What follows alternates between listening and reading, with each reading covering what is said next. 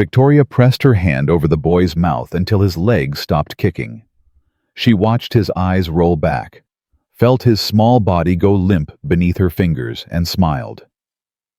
"Good night, Lucas," she whispered. "Your mother is waiting for you." She dragged him through the kitchen door, across the wet grass to the rose garden, where a wooden box sat waiting in a freshly dug hole. She lowered him inside, brushed the dirt from her silk robe, and picked up the shovel. The first scoop of earth hit the lid with a hollow thump. The second covered his face. By the third, Victoria was humming. She didn't know that 50 feet away behind the guest room window, someone was watching. Someone who would dig through her lies, her secrets, and the very ground that held a dying child. What happened next will make you question everyone you've ever trusted. Before we continue, subscribe to the channel, like this video, and tell us in the comments which city you're watching from. I want to see how far this story travels. Now let me tell you how one woman's instincts saved a little boy's life. Grace Thompson had learned to be invisible. 34 years of life had taught her that lesson. Growing up in a foster system that shuffled her between 12 homes before she turned 18, working 3 jobs to put herself through community college, watching her fiancé empty their savings account and disappear with her best friend 6 years ago. People like Grace learned to watch, to listen, to notice the things that others missed. It was the only way to survive. She'd worked for the Harrison family for 3 years now. 3 years of cleaning floors that cost more than her yearly salary. 3 years of cooking meals she couldn't afford to eat. 3 years of raising children that weren't hers, while their father built his empire and their stepmother planned their destruction. Grace didn't know about the destruction part yet, but she was about to find out. The night everything changed started like any other. Grace finished folding the last of the Egyptian cotton towels, checked her watch, and headed upstairs. 11:23 p.m. The mansion was quiet, wrapped in the kind of silence that only $45 million could buy. She moved through the service hallway, the one the staff used so they wouldn't disturb the family. Her footsteps were silent on the marble floors. After 3 years, she knew every creak, every loose board, every shadow in this house. Something made her stop outside Lucas's door. She couldn't explain it. A feeling. A whisper in her gut that said something was wrong. The same instinct that had told her to check her bank account the day before her fiancé vanished. The same voice that had warned her about foster home number 7, the one with the father who smiled too much and stood too close. Grace had learned to trust that voice. She pressed her ear to the door. Silence. She should have kept walking. Victoria had made it clear that the help was meant to be invisible. "You clean, Grace. You cook. You don't ask questions. You don't form attachments. You are furniture that moves." But Grace had never been good at following rules that didn't make sense. She opened the door. Lucas's bed was empty. The covers were thrown back. His stuffed bear, the one his real mother had given him before she died, lay abandoned on the floor. Grace's stomach dropped. She checked the bathroom. Empty. The closet. Empty.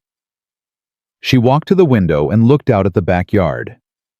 That's when her blood turned to ice. Victoria stood in the rose garden, a shovel in her hands, throwing dirt into a hole. The moonlight caught her face, and Grace saw something she would never forget. Victoria was smiling. Not the practice smile she wore for charity galas. Not the fake warmth she performed for Daniel. This was something else. Something hungry, something satisfied, and at her feet, barely visible in the shadows, was a small wooden box, the size of a child's coffin. Grace didn't scream. She didn't call for help. She didn't waste a single second. She ran. Down the back stairs, through the kitchen, out the service entrance. Her bare feet hit the wet grass, and she didn't slow down. The rose garden was 50 yards away. It felt like 50 miles. Victoria had already finished. The hole was filled. The soil was patted down. Victoria stood over the spot, brushing dirt from her designer robe, admiring her work like an artist admiring a painting. She didn't see Grace coming.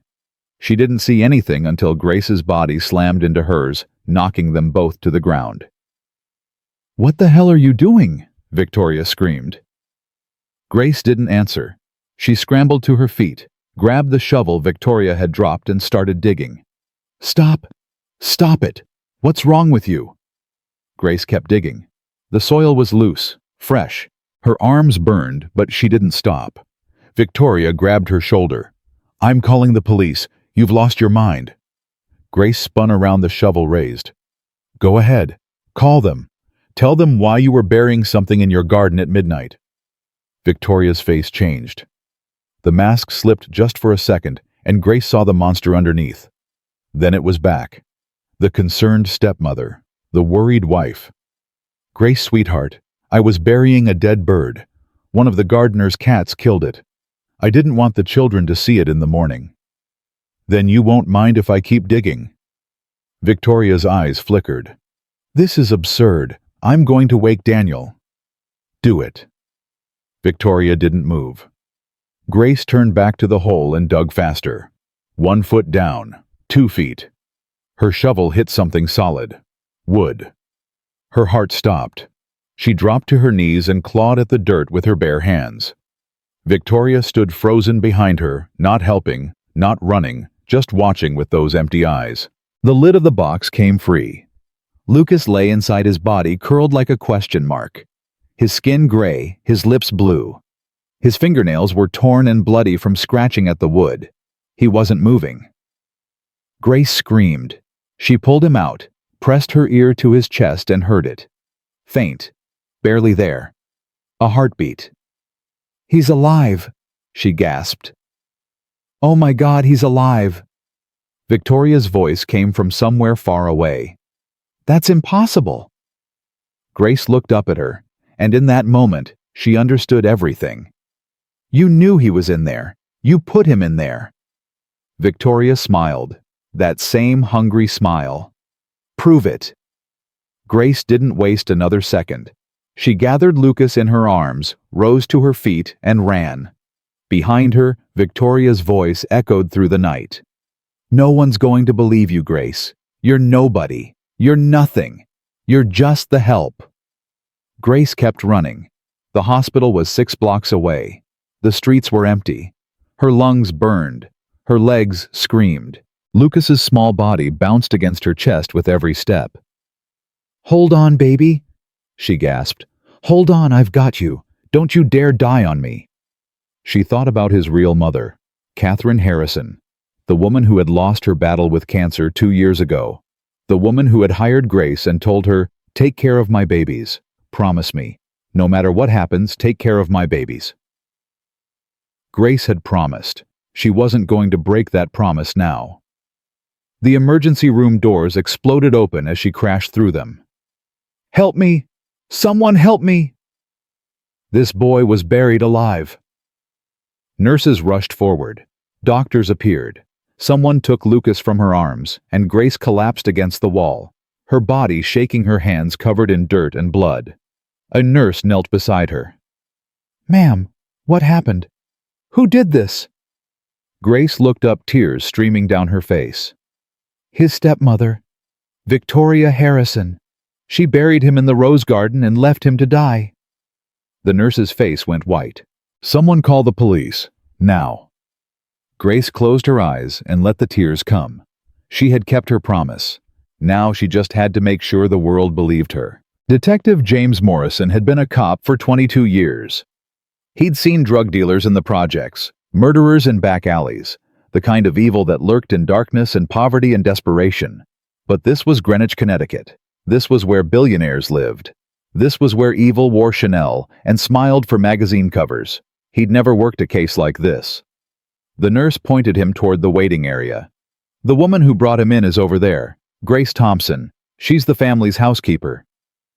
Morrison studied her from across the room, mid-30s, brown hair matted with dirt, hands wrapped in gauze from digging. She sat hunched in a plastic chair, her eyes fixed on the floor, her body still trembling. She looked exhausted, traumatized, terrified. She didn't look like a killer. Miss Thompson. Grace looked up. Her eyes were red from crying, but there was steel in them. The kind of steel that came from surviving things most people couldn't imagine. "Is he alive?" she asked. "Is Lucas alive?" "He's in surgery. They're doing everything they can." Grace pressed her bandaged hands to her face and sobbed. "Thank God. Thank God." Morrison sat down beside her. "I need you to tell me exactly what happened, from the beginning. Don't leave anything out." Grace took a shaky breath and started talking. She told him about the feeling that made her stop outside Lucas's door. The empty bed. The window. Victoria in the rose garden with the shovel. She told him about tackling Victoria, digging up the box, finding Lucas barely alive inside. She told him about running to the hospital with the boy in her arms. When she finished, Morrison was quiet for a long moment. "You're telling me Victoria Harrison, wife of Daniel Harrison, buried her 6-year-old stepson alive in her rose garden?" "Yes." "Did anyone else see this?" "I don't think so. Everyone was asleep." "So it's your word against hers." Grace met his eyes. "That little boy has scratch marks on the inside of the coffin lid. He has dirt in his lungs. He has sedatives in his blood." "That's not my word. That's evidence." Morrison studied her face. She wasn't lying. 22 years of interrogating liars had taught him to recognize the truth when he saw it. But he also knew that truth didn't always win. "Wait here," he said. "I need to make some calls." Grace grabbed his arm. "Detective, she's going to come here. Victoria, she's going to try to spin this. She's going to make me look crazy. She's going to say I did it." "Why would she say that?" "Because I'm nobody. I'm the help, and she's a billionaire's wife." Grace's voice cracked. "I've spent my whole life being invisible. I know how this works. People like her always win. People like me always take the blame." Morrison looked at her for a long moment. "Not this time," he said. "I promise you, not this time." He walked away to make his calls. Grace sat alone in the waiting room praying he was right. Daniel Harrison arrived at 5:15 a.m. He burst through the emergency room doors like a man on fire. His shirt was half-buttoned, his hair wild, his eyes searching desperately. "Where's my son? Where's Lucas?" Grace stood up. "Mr. Harrison." Daniel spun toward her. For a second he didn't recognize her. Then his eyes focused. "Grace, what are you doing here? What happened?" Grace opened her mouth, but the words caught in her throat. How do you tell a father that his wife tried to murder his son? How do you destroy someone's world with a single sentence? "Mr. Harrison," she said slowly. "Lucas is in surgery. He's alive, but he's weak. I found him in the rose garden. He was buried in a wooden box." Daniel stared at her like she was speaking a foreign language. "Buried? What do you mean buried?" "Someone put him in a box and buried him in the ground. I dug him up." "That's insane. That's completely insane. Who would do something like that?" Detective Morrison stepped forward. "Mr. Harrison, I'm Detective James Morrison. I need to ask you some questions about your wife." Daniel's face went pale. "Victoria? What does Victoria have to do with this? According to Miss Thompson, your wife buried your son in your rose garden tonight." The words hung in the air like a bomb. Daniel shook his head. No, that's impossible. Victoria loves Lucas. She loves both my children." "Mr. Harrison." "No!" Daniel turned on Grace, his voice rising. "What did you do? What really happened?" Grace flinched but held her ground. "I told you, I saw Victoria bury him. I dug him up. I brought him here." "You're lying. You have to be lying. Victoria would never—" "Daniel." The voice came from behind them, soft, concerned, perfectly calibrated. Victoria Harrison stood in the doorway, beautiful even at dawn. Her hair was styled.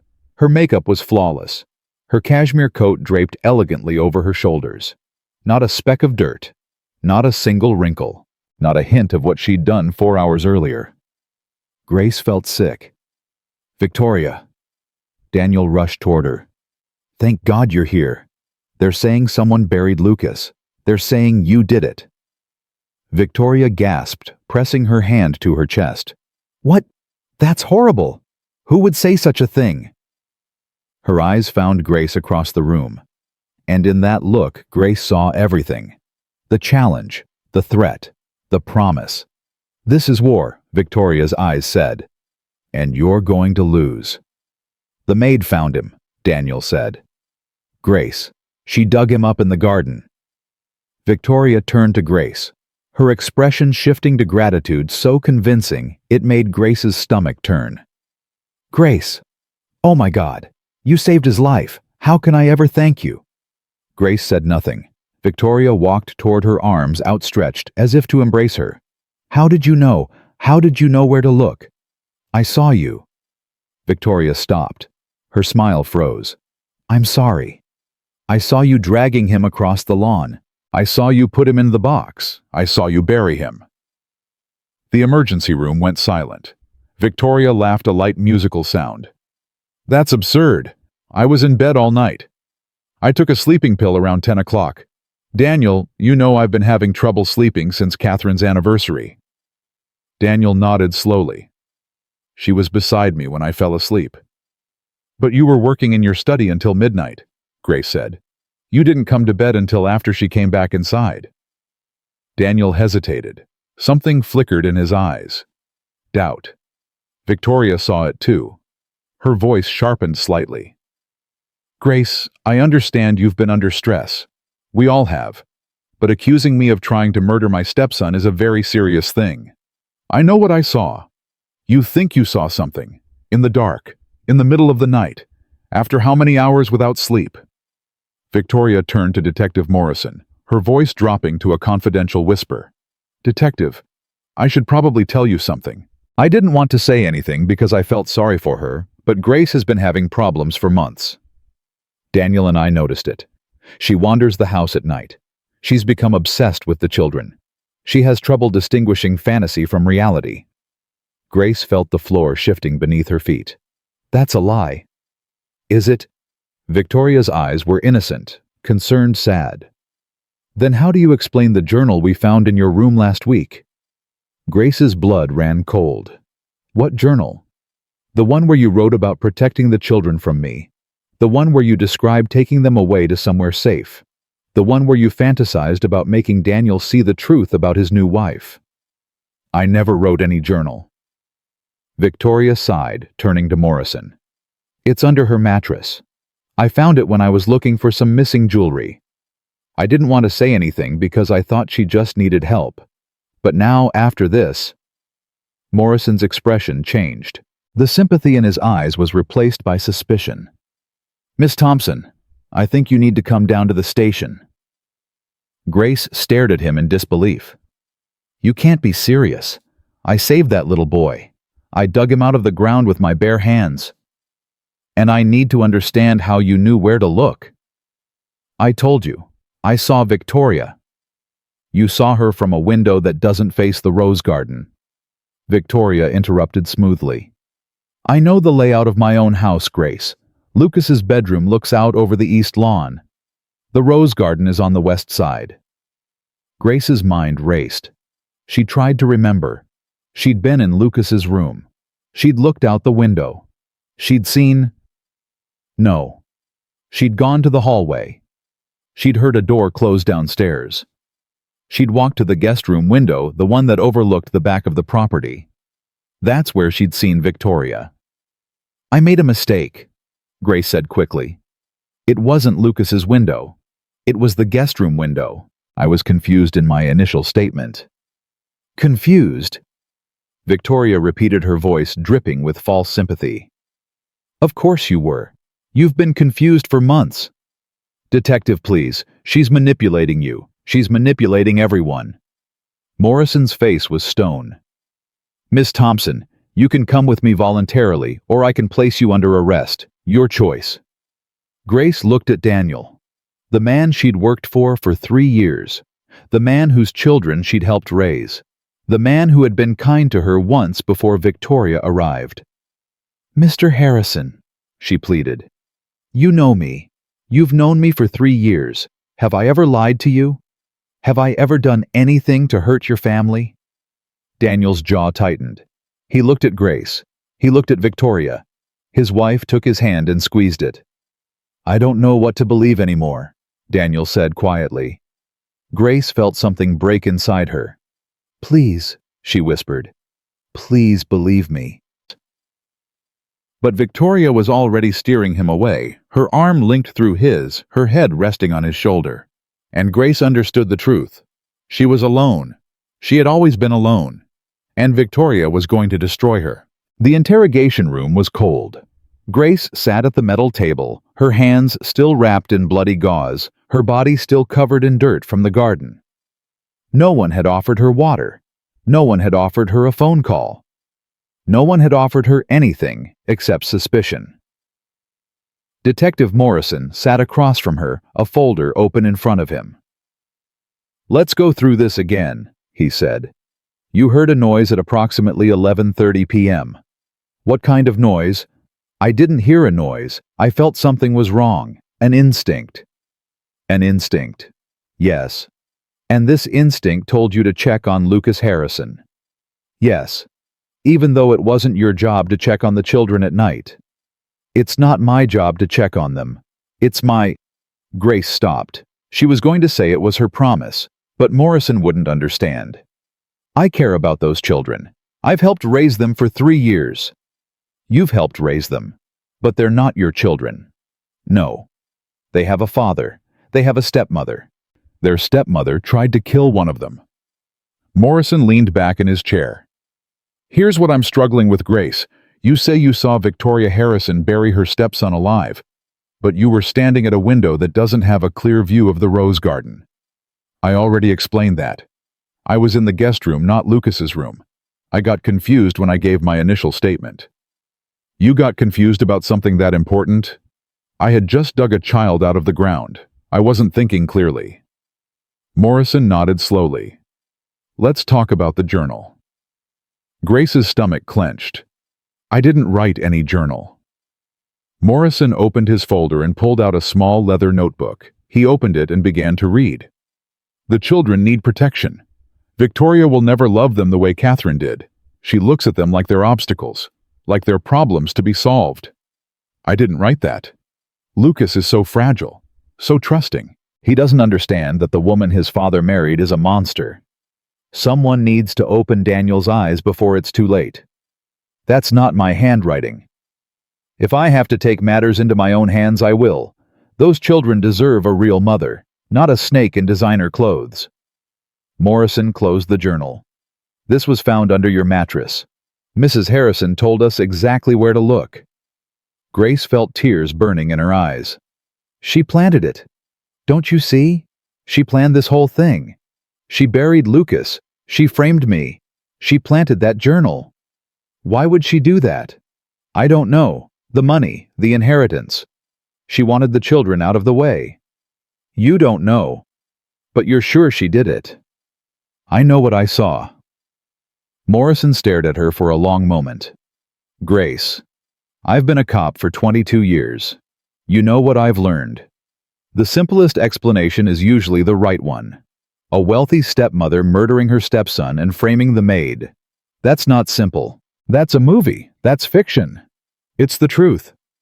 The truth is, you're a single woman with no family, no connections, no support system. You've been living in the Harrison mansion for 3 years, getting attached to children that aren't yours. You've watched their father marry a beautiful woman. You've watched her take Catherine's place. You've watched her become the mother you wanted to be." Grace shook her head. "That's not—" "Maybe you snapped. Maybe you thought you were protecting them. Maybe you thought if something happened to Lucas, Daniel would need you more, would see how much you care, would realize that you should be the one raising his children." "I would never hurt those children." "Then how did you know where to dig?" "I saw Victoria. From a window that doesn't face the rose garden. I was in the guest room. There's no guest room on that side of the house." Grace felt the air leave her lungs. "What?" Morrison pulled out a floor plan of the Harrison mansion. I had an officer verify the layout this morning. The only rooms on the west side are the master bedroom, the study, and the garage. There's no guest room. There's no window that would give you a view of the rose garden." Grace stared at the floor plan. Her mind raced. She had been somewhere. She had seen something. She knew what she saw, but where? "I don't understand," she whispered. "I remember the window. I remember looking out. I remember seeing her." Morrison's voice softened slightly. "Grace, sometimes our minds play tricks on us, especially when we're under stress, especially when we want something to be true. I'm not crazy. I'm not saying you're crazy. I'm saying you might be confused, and confusion doesn't make you a bad person. But it does mean we need to keep you here until we sort this out." Grace felt the walls closing in around her. "What about Lucas? He's going to wake up. He's going to tell you what happened." Morrison was quiet for a moment. "The doctors say there might be memory loss. The trauma, the lack of oxygen. He might not remember anything about that night." Grace closed her eyes. Victoria had thought of everything. Every detail, every angle, every escape route. She had planned this for months, maybe years. And Grace had walked right into her trap. At Greenwich Hospital, Victoria Harrison walked through the silent corridors. It was 3 a.m. The nurses had changed shifts. The doctors were handling emergencies in other wings. The hallway outside Lucas's room was empty. Victoria had told the night nurse she couldn't sleep. She'd said she wanted to sit with her stepson. The nurse had smiled sympathetically and waved her through. People always trusted Victoria. It was her greatest gift. She pushed open the door to Lucas's room and stepped inside. The boy lay in the white bed surrounded by machines that beeped and hummed. His small chest rose and fell with mechanical regularity. His face was pale against the pillow. His eyes were closed. He looked peaceful. He looked innocent. He looked like a problem that needed to be solved. Victoria closed the door behind her and walked to his bedside. "Hello, Lucas," she whispered. "We need to finish our conversation." She reached into her designer handbag and pulled out a syringe filled with clear liquid. Potassium chloride. Untraceable if administered correctly. His heart would simply stop. The doctors would assume complications from the burial. A tragedy. An unavoidable consequence of his ordeal. Poor little Lucas. He fought so hard. But in the end, the damage was too great. Victoria smiled and reached for the IV line. "This is your fault, you know," she said softly. "If you'd stayed asleep like your sister, none of this would have happened. But you came downstairs for water. You saw me mixing the sedatives, and you asked questions." She stroked his hair with her free hand. "I don't like questions, Lucas. Questions are dangerous. Questions ruin everything." Her finger found the port in the IV line. "Your mother asked questions too in the end. When the cancer got bad and she started putting things together. The timing of her illness. The supplements I gave her every morning. The way I smiled when the doctors said there was nothing more they could do." Victoria leaned close to his ear. She knew Lucas. Right before she died, she knew. But no one believed her either. They said it was the morphine talking. They said she was confused. They said grief does terrible things to people. She positioned the needle against the IV port. "Goodbye, Lucas. Say hello to your mother for me." The door flew open. Victoria spun around, the syringe clutched in her hand. A nurse stood in the doorway, young, wide-eyed, frozen with shock. "Mrs. Harrison, what are you doing?" Victoria's face transformed in an instant. The predator vanished. The grieving stepmother appeared. "Oh, thank God you're here. I thought I saw something wrong with his IV. I was just checking." The nurse's eyes dropped to the syringe. "What is that?" "This, I found it on the floor. I was going to throw it away." The nurse didn't move. "I need to call the doctor." "Of course. Whatever you think is best." Victoria smiled, slipped the syringe back into her bag, and walked calmly out of the room. The nurse grabbed the phone with shaking hands. 30 minutes later, Detective Morrison was on his way back to the hospital, and Grace Thompson was about to be proven right. The call came at 4:47 a.m. Morrison had been dozing at his desk. Grace's file spread in front of him, a cold cup of coffee, forgotten beside his keyboard. Something about her story had been bothering him all night. The details were too specific to be invented. The emotion was too raw to be performed. And the journal, when he'd compared the handwriting to Grace's signature on her employment contract, didn't match. Someone had planted that journal. Someone who wanted Grace to take the blame. His phone shattered the silence. "Detective Morrison, this is Patricia at Greenwich General. You need to get here now. Victoria Harrison was just caught in her stepson's room with a syringe." Morrison was on his feet before she finished speaking. "Don't let her leave. I'm on my way." He grabbed his jacket and ran. Grace heard the commotion from her holding cell. Footsteps in the corridor. Voices urgent and overlapping. Then the clang of the cell door opening. Detective Morrison stood on the other side. His face was different now. The suspicion was gone. In its place was something like respect. "Get up," he said. "You were right." Grace scrambled to her feet. "What happened? Is Lucas okay?" "He's fine." A nurse caught Victoria in his room. She had a syringe full of potassium chloride. Grace's legs nearly gave out. She was going to kill him. She was going to finish what she started. Morrison nodded. "I'm sorry I doubted you. I'm sorry I brought you here. What happens now?" "Now we find out who Victoria Harrison really is." The truth came in pieces over the next 48 hours. The syringe was tested. Potassium chloride enough to stop an adult's heart in minutes. A child wouldn't have stood a chance. Victoria's fingerprints were all over it. When confronted with the evidence, Victoria didn't cry. She didn't beg. She didn't explain. She smiled. "I want a lawyer," she said. But the lawyer didn't arrive fast enough. Because Grace had spent her time in that cell thinking about everything she knew about Victoria. Every detail, every odd behavior, every moment that didn't quite fit. And she remembered something. 2 months ago, Victoria had received a phone call that made her face go pale. She'd taken it in the garden, speaking in rapid Spanish, her voice sharp and angry. Grace had been cleaning the windows nearby. Victoria hadn't noticed her, but Grace had heard one word clearly. A name. Elena. She told Morrison, and he started digging into Victoria's past. What he found changed everything. Victoria Sinclair didn't exist before 2019. No birth certificate, no social security history, no records of any kind. But Elena Martinez did. Elena Martinez was wanted for questioning in 3 countries in connection with the deaths of 4 wealthy men, all widowers, all with children from previous marriages, all remarried to a beautiful woman who appeared out of nowhere and disappeared with their fortunes. A tech entrepreneur in Argentina whose daughter drowned in the family pool. A shipping magnate in Chile whose son died in a car accident. A pharmaceutical CEO in Mexico whose house burned down with him and his daughter inside. The woman in the photographs was unmistakable. Same face, same smile, same empty, hungry eyes.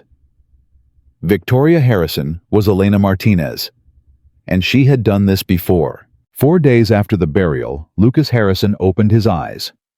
Grace was there when it happened. She had refused to leave the hospital. She had slept in the waiting room, eaten vending machine food, ignored everyone who told her to go home. She had made a promise to Catherine Harrison. She wasn't going to break it. When the monitors started beeping differently, when the nurses rushed in, when the doctors began their examination, Grace stood at the window and watched. Lucas blinked slowly, his eyes focused. He looked around the room in confusion. Then he saw Grace, and something in his face relaxed. "Miss Grace," he whispered. She was through the door before anyone could stop her. "I'm here, sweetheart. I'm right here." "Where am I?" "You're in the hospital. You're safe now." Lucas's eyes filled with tears. "I was in a box. It was dark. I couldn't breathe." Grace took his hand. "I know, baby. I know. But you're not in the box anymore. You're never going to be in a box again. The pretty lady put me there. Detective Morrison stepped forward. Lucas, can you tell me about the pretty lady? What did she do? Lucas looked at Grace as if asking permission. She nodded. She gave me warm milk, he said slowly. It tasted funny. She said it would help me sleep. But then I got really tired. I couldn't move my arms and legs. And then everything went dark. What happened next? I woke up in the box. I tried to scream, but there wasn't enough air. I scratched and scratched, but I couldn't get out. Tears streamed down his face. I thought I was going to die. I thought no one would find me. Grace squeezed his hand. But I found you. I heard you. Lucas looked at her with wonder in his eyes. How I couldn't scream. Grace thought about it. She'd asked herself the same question 100 times. I don't know, she said honestly. Maybe your heart called out, and maybe my heart heard. Lucas reached up and touched her face with his small hand. You saved me, Miss Grace. You saved yourself.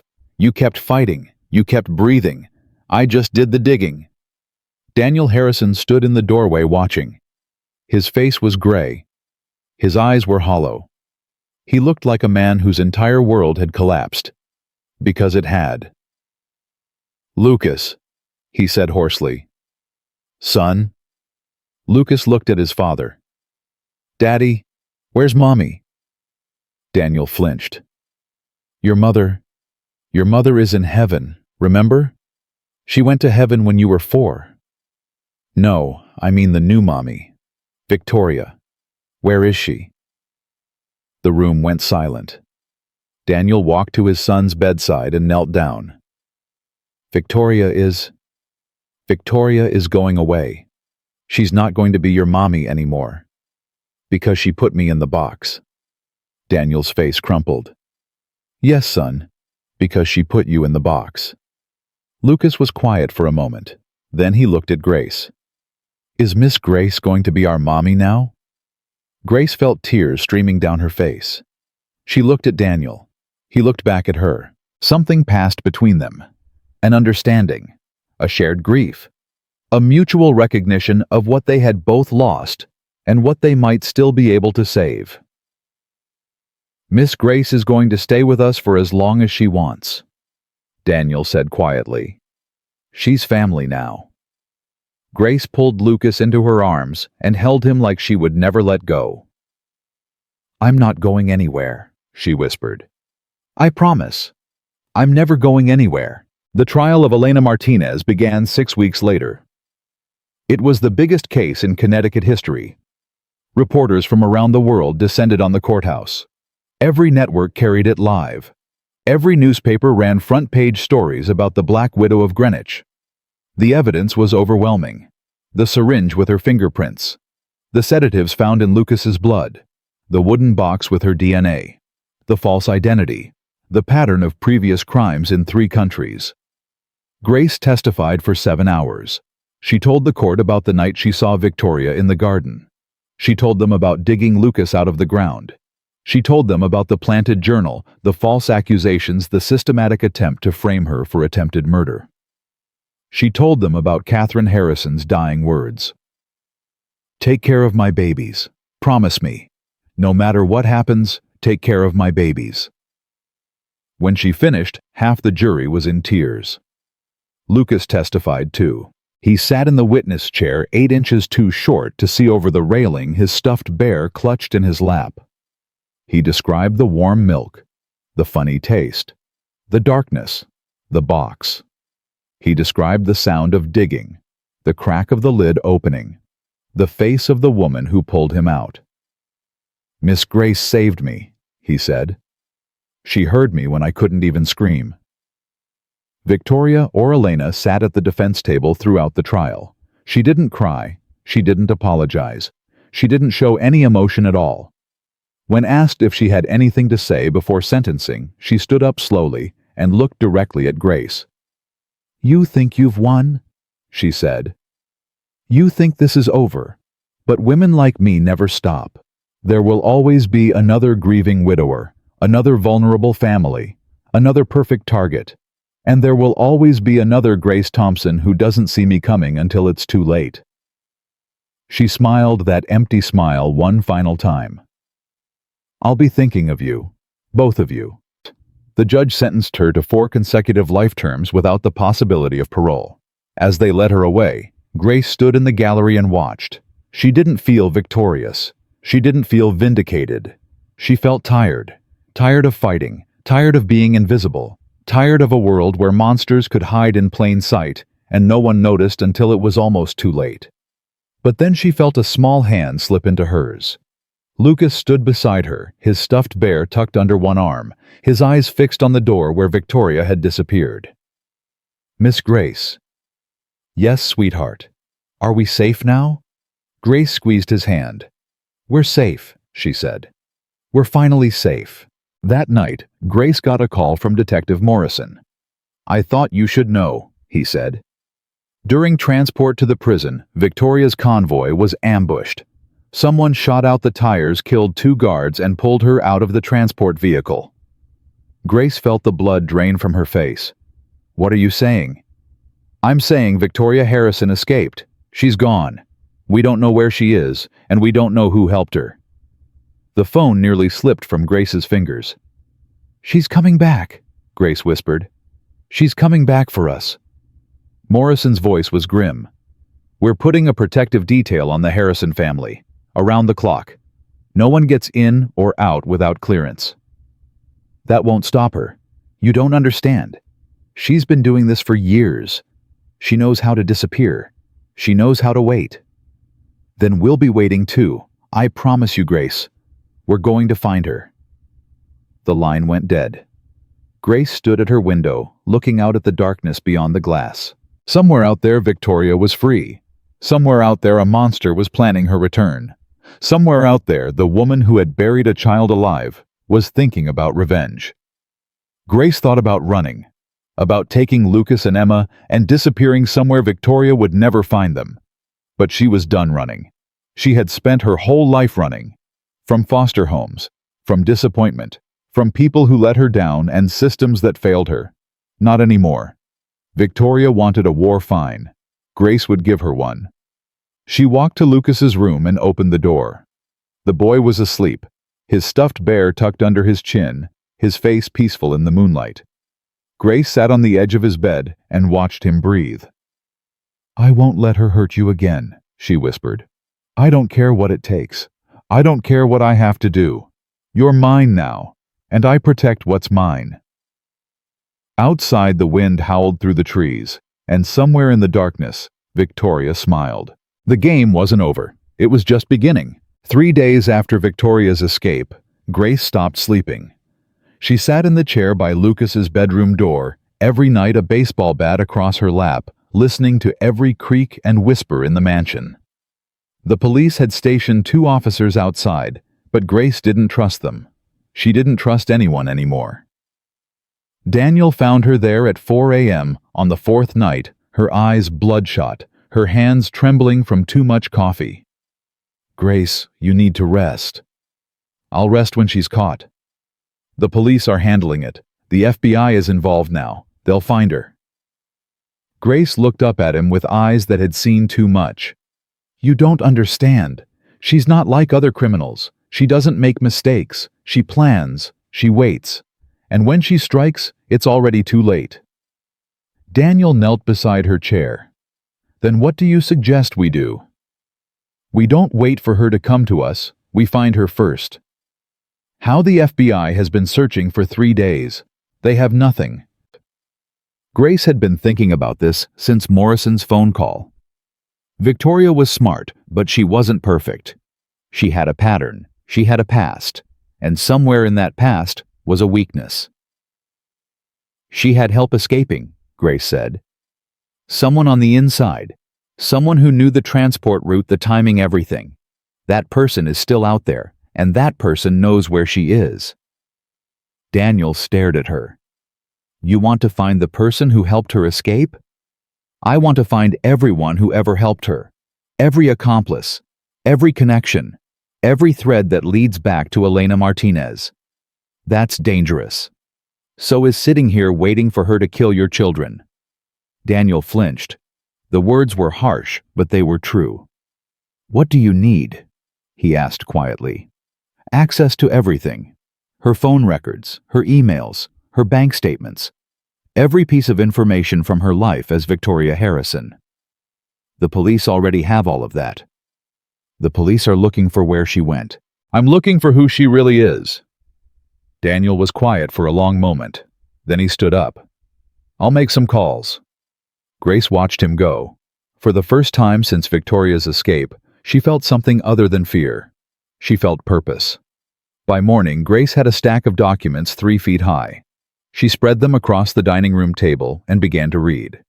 Phone records going back 2 years, credit card statements, email printouts, travel itineraries, everything Victoria had touched during her time as Mrs. Harrison. Emma wandered in around 8 a.m., rubbing sleep from her eyes. What are you doing, Miss Grace? Grace looked up. I'm doing homework, sweetheart. Grown-ups have homework. Sometimes, the important kind. Emma climbed into the chair beside her and looked at the papers. Are you trying to find the bad lady? Grace hesitated. Emma was 8 years old. She shouldn't know about any of this. But she did. She'd heard the conversations. She'd seen the police. She'd watched her stepmother get arrested and then disappear. Yes, Grace said honestly. I'm trying to find her before she can hurt anyone else. Emma was quiet for a moment. Then she said something that made Grace's blood run cold.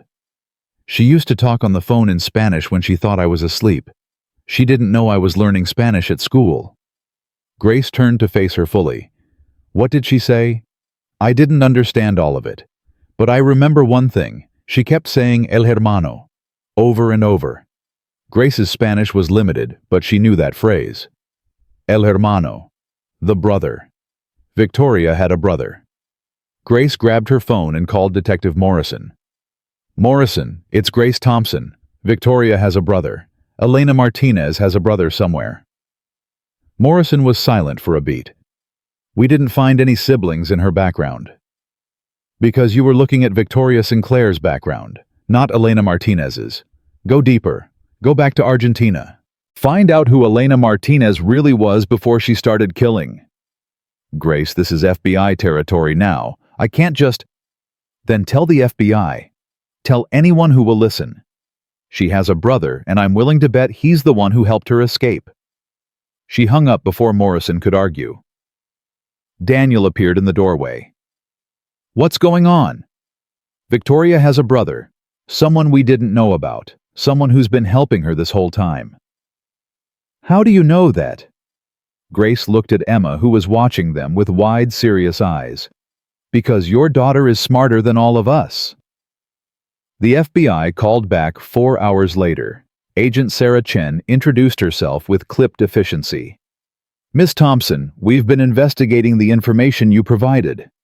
You were right. Elena Martinez had a younger brother named Miguel. He disappeared from Argentina 12 years ago, around the same time Elena started her career as a Black Widow. Where is he now? We don't know. He's been using false identities, just like his sister. But we traced some financial transactions from the day of Victoria's escape. Someone wired $200,000 to an offshore account 6 hours before the transport was ambushed. From where? From a shell company registered in Delaware. We're working on tracing it back to the source. Grace gripped the phone tighter. What about Victoria? Any sightings? Nothing confirmed. She's a ghost. She's not a ghost. She's just patient. She's waiting for us to let our guard down. Agent Chen paused. Miss Thompson, I've read your file. What you did saving that boy, it was extraordinary. But I need you to let us handle this. Victoria Harrison is dangerous. If you get in her way... She already tried to frame me for attempted murder. She already tried to destroy my life. I'm already in her way. Then stay out of sight. Stay protected. Don't give her a target. Grace laughed bitterly. I've been invisible my whole life, Agent Chen. It didn't protect me then, and it won't protect me now. She hung up. Daniel was pacing by the window. What did they say? They're working on it. They're tracing money. They're doing their jobs. But Victoria is smarter than them. She's been doing this for over a decade. She's not going to get caught by following a paper trail. Then how do we catch her? Grace looked at the stack of documents on the table. Somewhere in those papers was an answer. A pattern. A weakness. We make her come to us.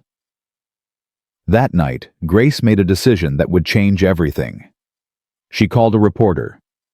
Jennifer Walsh was a crime journalist for the New York Times. She'd been covering Victoria's trial, and her stories had been thorough, detailed, and devastating. She'd exposed Victoria's previous identities. She'd interviewed families of her victims. She'd turned the Black Widow of Greenwich into a national obsession. If anyone could help Grace smoke Victoria out, it was her. Miss Thompson. Jennifer sounded surprised. I've been trying to reach you for weeks. I know. I wasn't ready to talk then. I am now. What changed? She escaped, and I'm done hiding. They met the next morning at a coffee shop in Stamford. Jennifer was younger than Grace expected, maybe 30, with sharp eyes and a notebook that never left her hand. She ordered black coffee and got straight to business. You want to draw her out, make her angry enough to make a mistake. Yes? That's dangerous. Cornered predators are the most deadly. She's not cornered. She's free. She's planning. And right now she holds all the cards. I want to change that. Jennifer studied her face. Why you saved the boy? You exposed her. You won. Why not just disappear? Change your name. Start over somewhere she'll never find you. Grace thought about the question. She'd asked herself the same thing 100 times. Because she killed before, she'll kill again. And the next Grace Thompson might not be there to stop her. The next Lucas Harrison might not survive. So this is about justice. This is about ending her, permanently. Jennifer smiled slowly. I think I'm going to like you, Grace Thompson. The interview ran 3 days later. It was everything Grace had hoped for. Jennifer had taken her story and turned it into a weapon. The headline read, The Maid Who Stopped a Monster, Grace Thompson's Fight Against the Black Widow. The article painted Grace as a hero, a survivor, a woman who had seen through Victoria's perfect facade when no one else would. It detailed Victoria's crimes in brutal specificity. It named her brother Miguel as a suspected accomplice. It offered a reward of $100,000 for information leading to Victoria's capture. But the part that mattered most was the quote at the end. Victoria Harrison thinks she's untouchable. She thinks she can disappear and start over, find another victim, destroy another family. She's wrong. I know who she is now. I know what she is. And I'm not going to stop until she's back in a cell where she belongs. She can run, but she can't hide. Not from me. Not anymore. Grace had written those words carefully. She wanted Victoria to read them. She wanted Victoria to feel challenged, threatened, disrespected. She wanted Victoria angry. Angry people made mistakes. The response came faster than Grace expected. 2 days after the article was published, a package arrived at the Harrison mansion. No return address. No postmark. Just a plain brown box sitting on the front porch. The police bomb squad cleared it first. Then they opened it. Inside was a photograph. Grace recognized it immediately. It was a picture of her taken from across the street walking Lucas to school the previous morning. In the photo, a red circle was drawn around her head. Underneath the photo was a handwritten note. You should have stayed invisible, Grace. Now everyone you love will pay for your arrogance. Starting with the children. Grace's hands were shaking as she held the note, but she forced herself to think. Victoria knew where they were. Victoria was watching them. Victoria was close. Good. She's here, Grace told Morrison when he arrived. She's in Greenwich. She's watching us. We'll increase security. No, we use this. She's angry. She's reacting instead of planning. That means she's vulnerable. Grace, she just threatened to kill those children. She's been trying to kill those children since the day she married their father. The only difference is, now she's doing it in the open. Morrison ran his hand through his hair. What do you want to do? Grace looked at the photograph, at the red circle around her head, at the threat scrawled in Victoria's elegant handwriting. I want to set a trap. The plan was simple. Grace would make herself visible. She would take the children to school, to the park, to their activities. She would follow the same routes at the same times every day. She would make herself predictable. She would make herself a target. The FBI would be watching from a distance. Undercover agents would be stationed along every route. The moment Victoria made a move, they would close in. Daniel hated the plan. You're using yourself as bait. You're using my children as bait. I'm using Victoria's obsession against her. She wants me dead. She wants to prove she's smarter than me. She can't resist. And if she kills you before the FBI can stop her... Grace met his eyes. Then at least I'll have tried, which is more than anyone else ever did. Daniel was quiet for a long moment. Then he said something that surprised her. I'm coming with you. What? If you're going to risk your life for my children, I'm going to be there. Every step. Every day. Grace started to argue, then stopped. There was something in his eyes she hadn't seen before. Determination. Courage. A father finally ready to fight for his family. Okay, she said. We do this together. The first week passed without incident. Grace took Lucas to school every morning at 8:15. She picked him up at 3:00. She took Emma to ballet on Tuesdays and Thursdays. She followed the same routes, stopped at the same crosswalks, smiled at the same neighbors. The FBI watched from unmarked cars. Undercover agents posed as joggers, dog walkers, delivery drivers. Victoria didn't appear. The second week, Grace started to doubt. Maybe Victoria was smarter than she thought. Maybe she'd seen the trap. Maybe she was already gone on her way to another city, another victim, another family to destroy. Then on the 12th day, Emma said something that changed everything. They were walking home from ballet, Emma chattering about her friends and her teacher and the new dance she was learning. Grace was half listening, scanning the street for threats when Emma stopped mid-sentence. Miss Grace? Why is that lady following us? Grace's blood turned to ice. What lady, sweetheart? The one in the blue car. She's been behind us since we left the dance school. Grace didn't turn around. She kept walking, kept her pace steady, kept her voice calm. Emma, I need you to do exactly what I say. When we get to the corner, we're going to turn left instead of right. We're going to walk to the police station. Do you understand? Emma's voice trembled. Is it the bad lady? I don't know. But we're going to be safe, I promise. They reached the corner. Grace turned left. Emma's hand tightened in hers. Behind them, the blue car turned too. Grace walked faster. The police station was 3 blocks away. She pulled out her phone and dialed Morrison. Blue Honda Civic following us from Emma's ballet class. Connecticut plates, I can't see the numbers. We're heading to the station on Maple Street. I'm dispatching units now. Keep walking. Don't run. Grace wanted to run. Every instinct screamed at her to grab Emma and sprint. But running would spook Victoria. Running would end the chase before they could catch her. So she walked.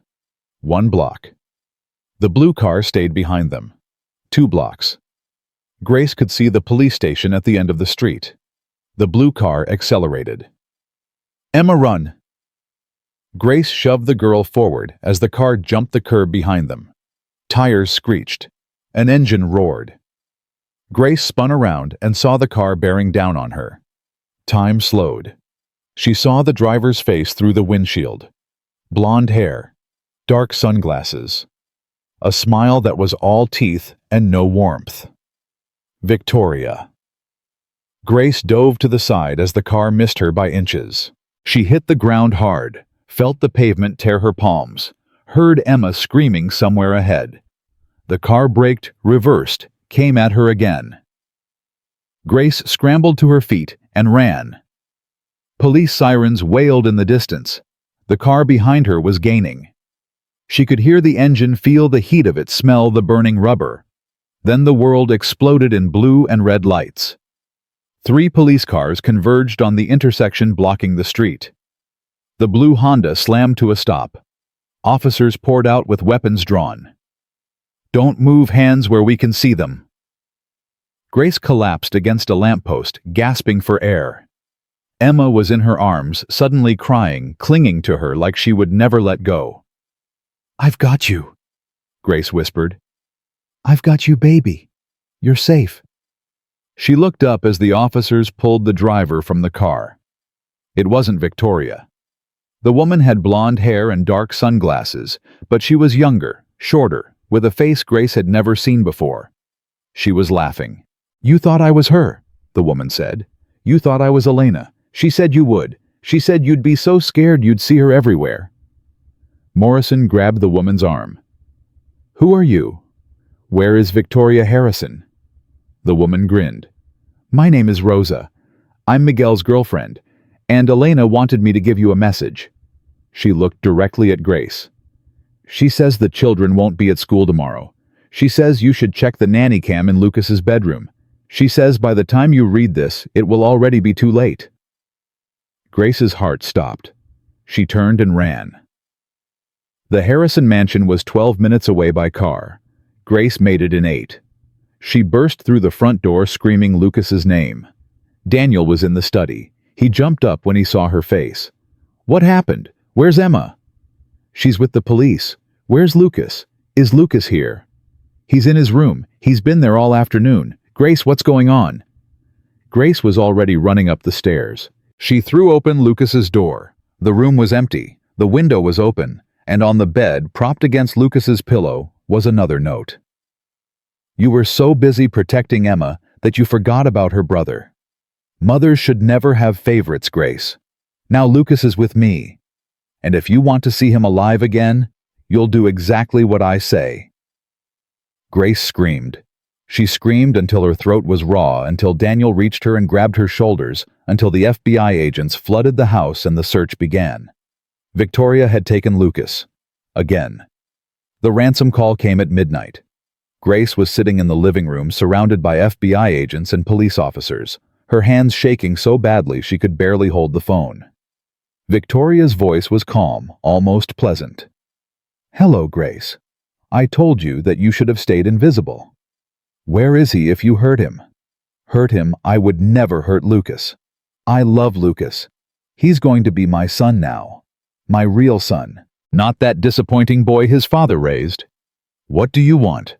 "I want what I've always wanted. The Harrison fortune. All of it. $3 billion transferred to an account I'll provide. In exchange, you get the boy back. Alive. Daniel doesn't have access to $3 billion in cash. Then he better find it. He has 48 hours. Victoria, please. He's just a child." Victoria laughed softly. "He was just a child when I buried him too. And look how that turned out. You rescued him. You became a hero. Everyone loves Grace Thompson now, the brave maid who saved the billionaire's son." Her voice hardened. "But you can't save him this time, Grace. This time, I'm not making mistakes. This time, if anyone tries to find me, if anyone tries to trace this call, if anyone does anything I don't like, Lucas dies, slowly, painfully. And I'll make sure you hear every scream." The line went dead. Grace sat frozen, the phone still pressed to her ear, Victoria's words echoing in her mind.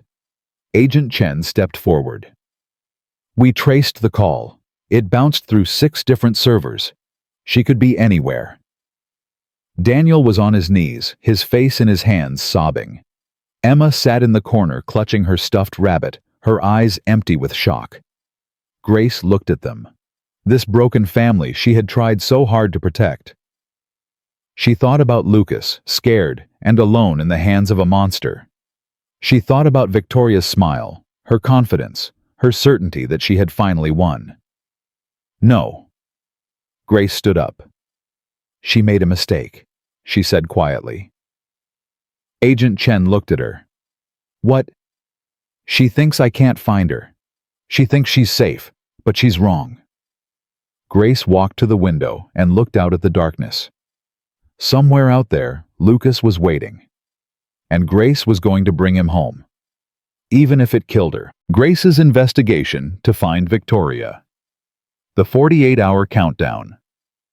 Twists and revelations. High tension and drama. Finding clues about Victoria's location. Perhaps discovering more about Miguel building to a confrontation. Let me write this with proper pacing timestamps and dramatic elements. Part 3. The Countdown Hour. 1. Grace stood at the window for exactly 30 seconds. Then she turned around and faced the room full of people who had failed to protect Lucas. I need everything you have on Miguel Martinez. Every alias, every address, every person he's ever contacted. Agent Chen shook her head. We've been searching for weeks. He's a ghost, just like his sister. Ghosts don't wire $200,000. Ghosts don't ambush prison transports. He's real, he's here, and he's helping her hide. Even if we find Miguel, there's no guarantee he knows where Victoria is keeping Lucas. Grace walked to the table where the FBI had set up their equipment. Laptops, phones, maps, all the technology in the world, and they still couldn't find one woman and one little boy. The girlfriend, Grace said suddenly. Rosa, the one who was driving the car. Where is she? In custody. She's not talking. Then make her talk. We can't just... A 6-year-old boy is going to die in 48 hours? Grace slammed her hand on the table. I don't care about procedure. I don't care about rights. I care about Lucas. Daniel stepped forward. His face was pale, his eyes hollow, but there was something new in his voice. Steel. Let me talk to her. Agent Chen frowned. Mr. Harrison, that's not... She worked with the woman who tried to kill my son. Twice. Let me talk to her. Morrison exchanged a glance with Chen. Something passed between them. 5 minutes, Chen said. And we're watching everything. Hour 3. Daniel sat across from Rosa in the interrogation room. She was younger than he expected, maybe 25, with hard eyes and a smirk that hadn't faded since her arrest. The billionaire himself, she said. I'm honored. Where is my son? I don't know. You're lying. Rosa leaned back in her chair. Maybe, maybe not. But you'll never know, will you? Because I'm not saying anything. Daniel studied her face. He'd built a $3 billion company by reading people. By understanding what they wanted, what they feared, what made them tick. Rosa wasn't afraid of him. She wasn't afraid of prison. She was afraid of something else. You're scared of Victoria, he said quietly. You're scared of what she'll do to you if you talk. Rosa's smirk flickered, just for a second. She's not going to save you, Daniel continued. You're nothing to her, a tool, a distraction. The moment you became a liability, she abandoned you. You don't know what you're talking about.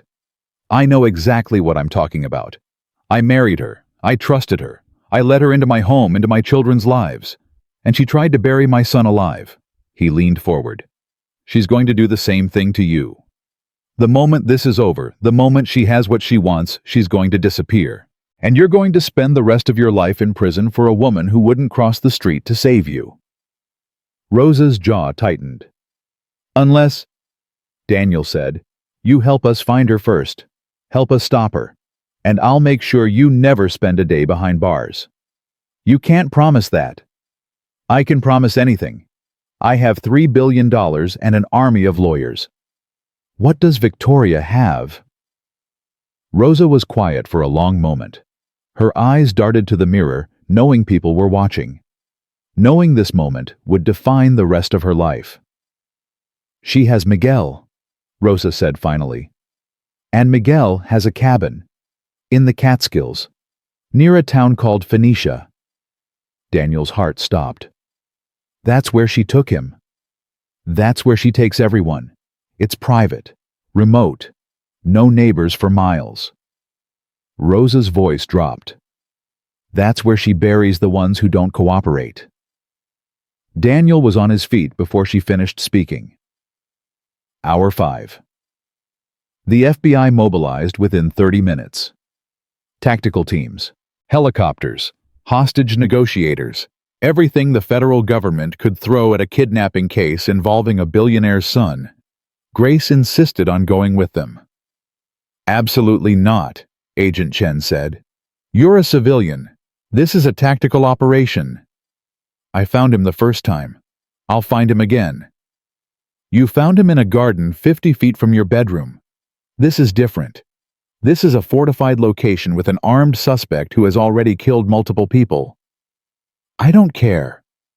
Miss Thompson, if you go in there and something goes wrong, you could get Lucas killed. You could get yourself killed. Is that what you want? Grace wanted to scream. She wanted to grab Agent Chen and shake her until she understood, but she knew the agent was right. Promise me something, Grace said. What? Promise me you'll bring him back alive, no matter what it takes. Promise me. Agent Chen met her eyes. I promise. Grace watched them go. Watched the black SUVs disappear down the driveway. Watched the helicopter rise into the night sky. Then she turned to Daniel. I'm not staying here.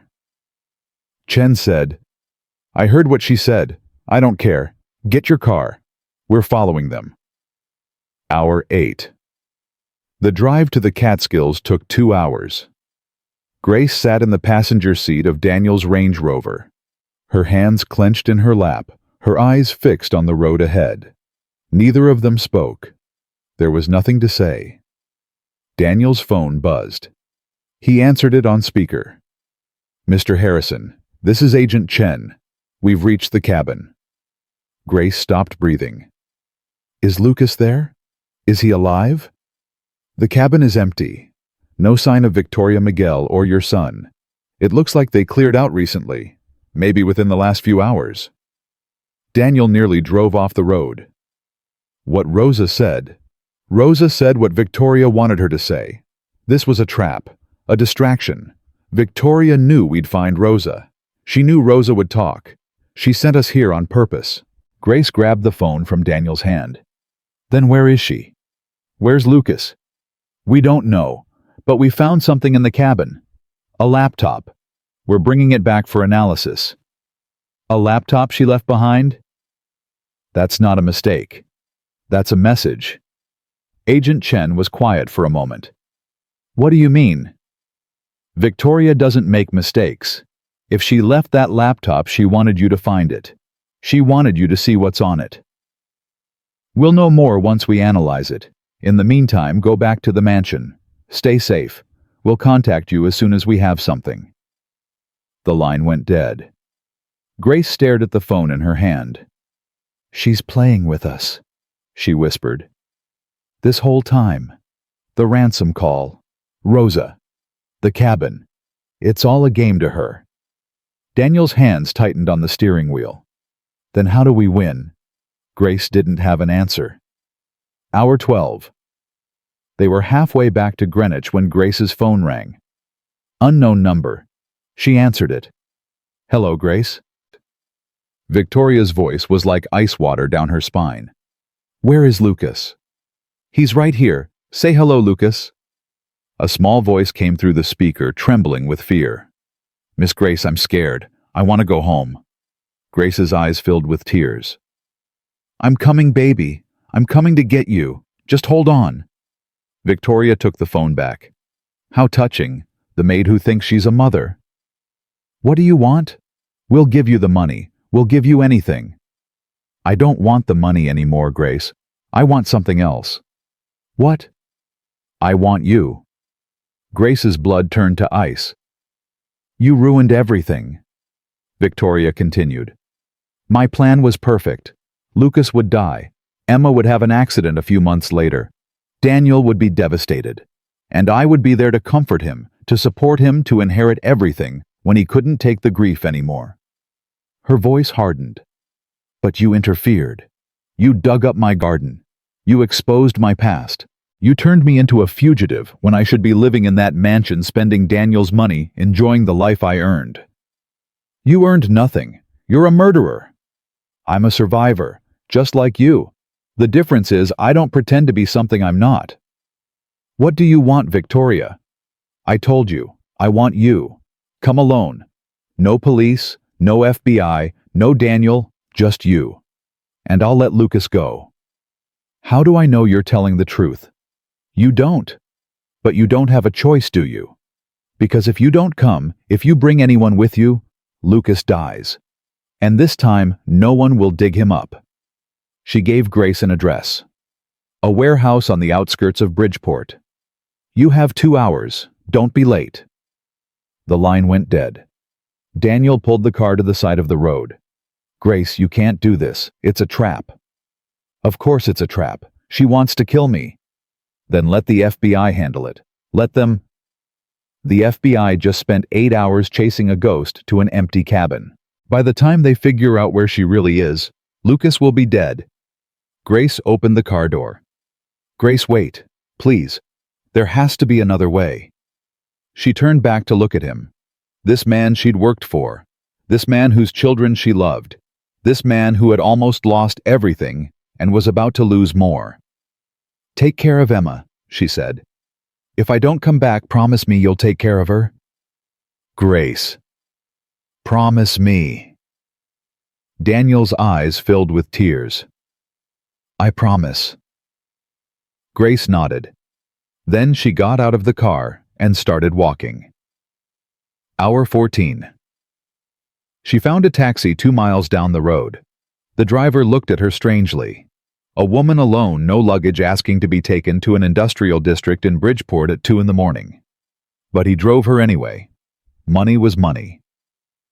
Grace sat in the back seat and thought about her life.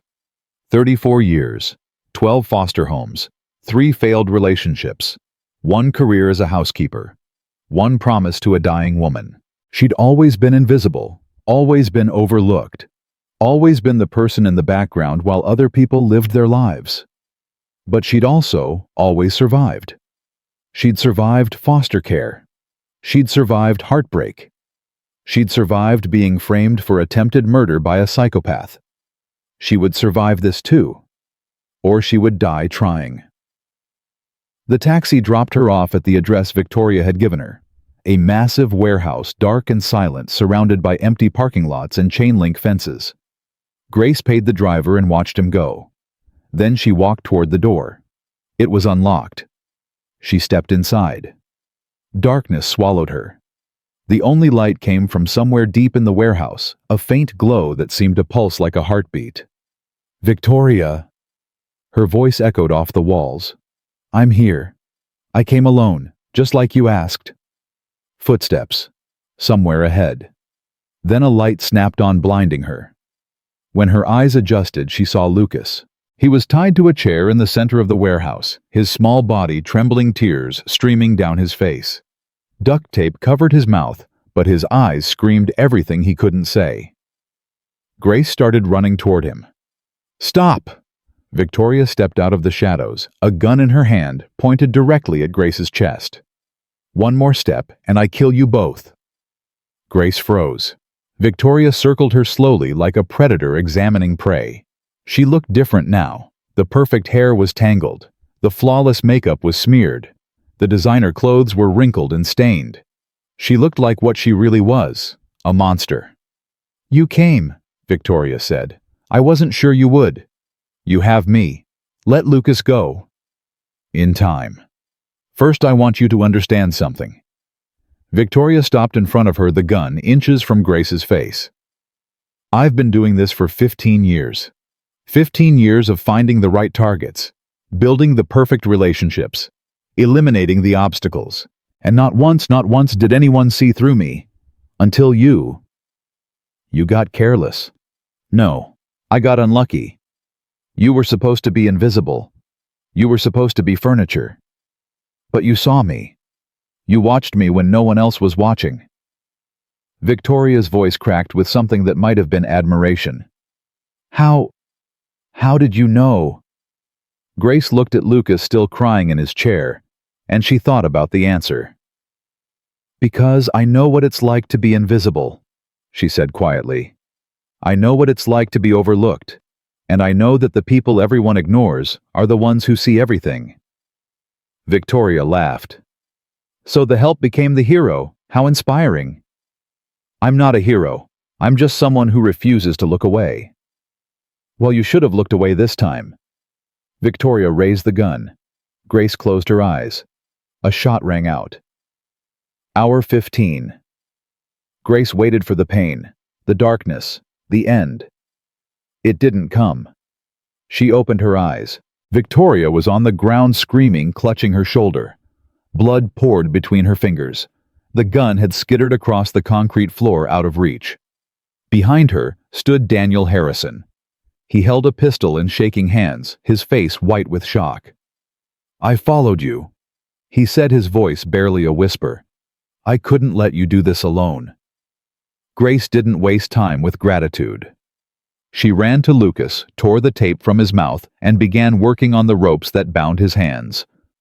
It's okay, baby. It's okay. I've got you. Miss Grace, I knew you'd come. I knew it. Behind them, Victoria struggled to her feet. Her left arm hung useless, but her eyes burned with rage. You think this is over, she hissed. You think you've won? Daniel pointed the gun at her. Don't move. You won't shoot me again. You don't have it in you. I just shot you. To save her, to save your son, but to kill me in cold blood? That's different. She took a step toward him. Victoria, I'm warning you.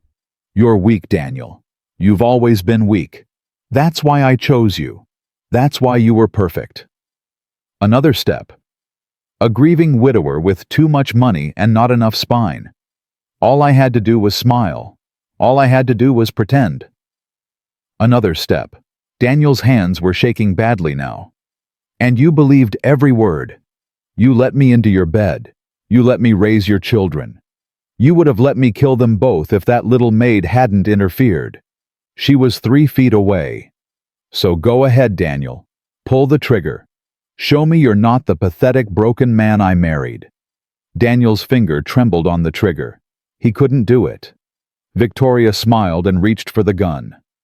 Grace hit her from behind with a metal pipe. Victoria crumpled to the ground and didn't move. Grace stood over her, breathing hard, the pipe still clutched in her hands. I'm not a maid, she said. I'm a mother. Hour 16. The police arrived 7 minutes later. Someone in the neighboring warehouse had heard the gunshot and called 911. By the time Agent Chen and her team burst through the doors, Victoria was handcuffed and conscious. Lucas was wrapped in Daniel's arms, and Grace was sitting on the floor staring at nothing. Miss Thompson? Grace, are you hurt? Grace looked up at Agent Chen. Is it over? It's over. We have her. She's not getting away this time. Grace nodded slowly. Then she started to laugh, or cry. She couldn't tell which, maybe both. The ambulance took Victoria to the hospital under armed guard. Her shoulder wound wasn't fatal, but it would leave a scar. Lucas rode in a separate ambulance, clutching Grace's hand the entire way. Are you going to stay with us forever? He asked. Grace looked at Daniel, who sat across from them. Yes, she said. I'm going to stay forever. Lucas smiled and closed his eyes. For the first time in weeks, he looked peaceful. Hour 20. Victoria was stable by morning. She lay in the hospital bed, her shoulder bandaged, her wrist handcuffed to the rail. 2 armed guards outside her door. Agent Chen conducted the interview personally. We found Miguel, Chen said. He was at a motel in New Jersey trying to flee the country. He's in custody. Victoria said nothing. We also found your laptop at the cabin, the one you left for us. There was a file on it, detailed records of every crime you've ever committed, every victim, every alias, every murder. Victoria smiled faintly. Insurance. Insurance. In case I ever needed leverage. Against Miguel. Against anyone who tried to cross me. You kept records of your own crimes. I kept proof. There's a difference. Chen shook her head. You're going away for the rest of your life. Multiple counts of murder, kidnapping, attempted murder. You'll never see the outside of a prison cell again. Victoria turned her head and looked directly at Chen. You think prison scares me? I've been in prison my whole life. The prison of poverty. The prison of being invisible. The prison of watching other people have everything while I had nothing. Her voice dropped to a whisper. I built myself from nothing. I became someone. And I did it by taking what I deserved from people who never earned it. You murdered innocent people. No one is innocent, especially not the rich. Chen stood up. This interview is over. She walked to the door, then paused. There's someone who wants to see you. Grace stepped into the room. Victoria's smile widened. The hero returns. Grace walked to the bed and stood over the woman who had tried to destroy her life. I wanted to look you in the eye, Grace said. One last time. And what do you see? Grace studied her face, the perfect features, the empty eyes, the smile that hid a monster. I see nothing, Grace said. You're hollow inside. You've always been hollow. And no amount of money, no amount of power, no amount of revenge will ever fill that void. Victoria's smile flickered. I was like you once, Grace continued. Invisible. Overlooked. Angry at a world that didn't care about me. But I chose a different path. I chose to protect instead of destroy. I chose to love instead of hate. She leaned close. And that's why I won. Not because I'm smarter than you. Not because I'm stronger. But because I have something worth fighting for. And you never did. Grace straightened up. Goodbye, Victoria. I hope you find peace. But I doubt you will. She turned and walked away. Behind her, Victoria Harrison stared at the ceiling. For the first time in 15 years, she had nothing to say. Hour 24. The Harrison mansion was quiet. Emma and Lucas were asleep in their beds, exhausted but safe. Daniel sat in his study staring at a photograph of Catherine. Grace found him there just before midnight. You should sleep, she said. I can't. Every time I close my eyes, I see her. Victoria. I see all the time she smiled at me, touched me, told me she loved me, and I wonder how I could have been so blind. Grace sat down across from him. She fooled everyone, the FBI, the police, all of Greenwich society. You're not blind, you're human. I almost lost my children. But you didn't. They're alive. They're safe. Because you found the courage to follow me when I told you to stay behind. Daniel looked up at her. Why did you do it? Why did you risk your life for children that aren't yours? Grace thought about Catherine, about the promise she'd made 3 years ago to a dying woman she barely knew. Because someone had to, she said simply. Because they deserved better. Because I love them. Daniel's eyes filled with tears. Catherine would have liked you, he whispered. She would have been grateful. I think she knows. They sat in silence for a long moment. Then Daniel spoke again. What happens now? Grace looked out the window at the first light of dawn breaking over the trees. Now we heal, she said. Now we become a family. Daniel reached out and took her hand. I'd like that, he said. I'd like that very much. Outside, the sun rose over Greenwich. Inside the mansion, 2 children slept peacefully. And in a hospital room 20 miles away, a monster waited for a prison cell. But Grace Thompson didn't think about Victoria anymore.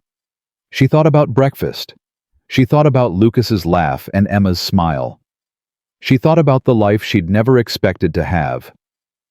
Tomorrow would bring new challenges, new problems. new fears.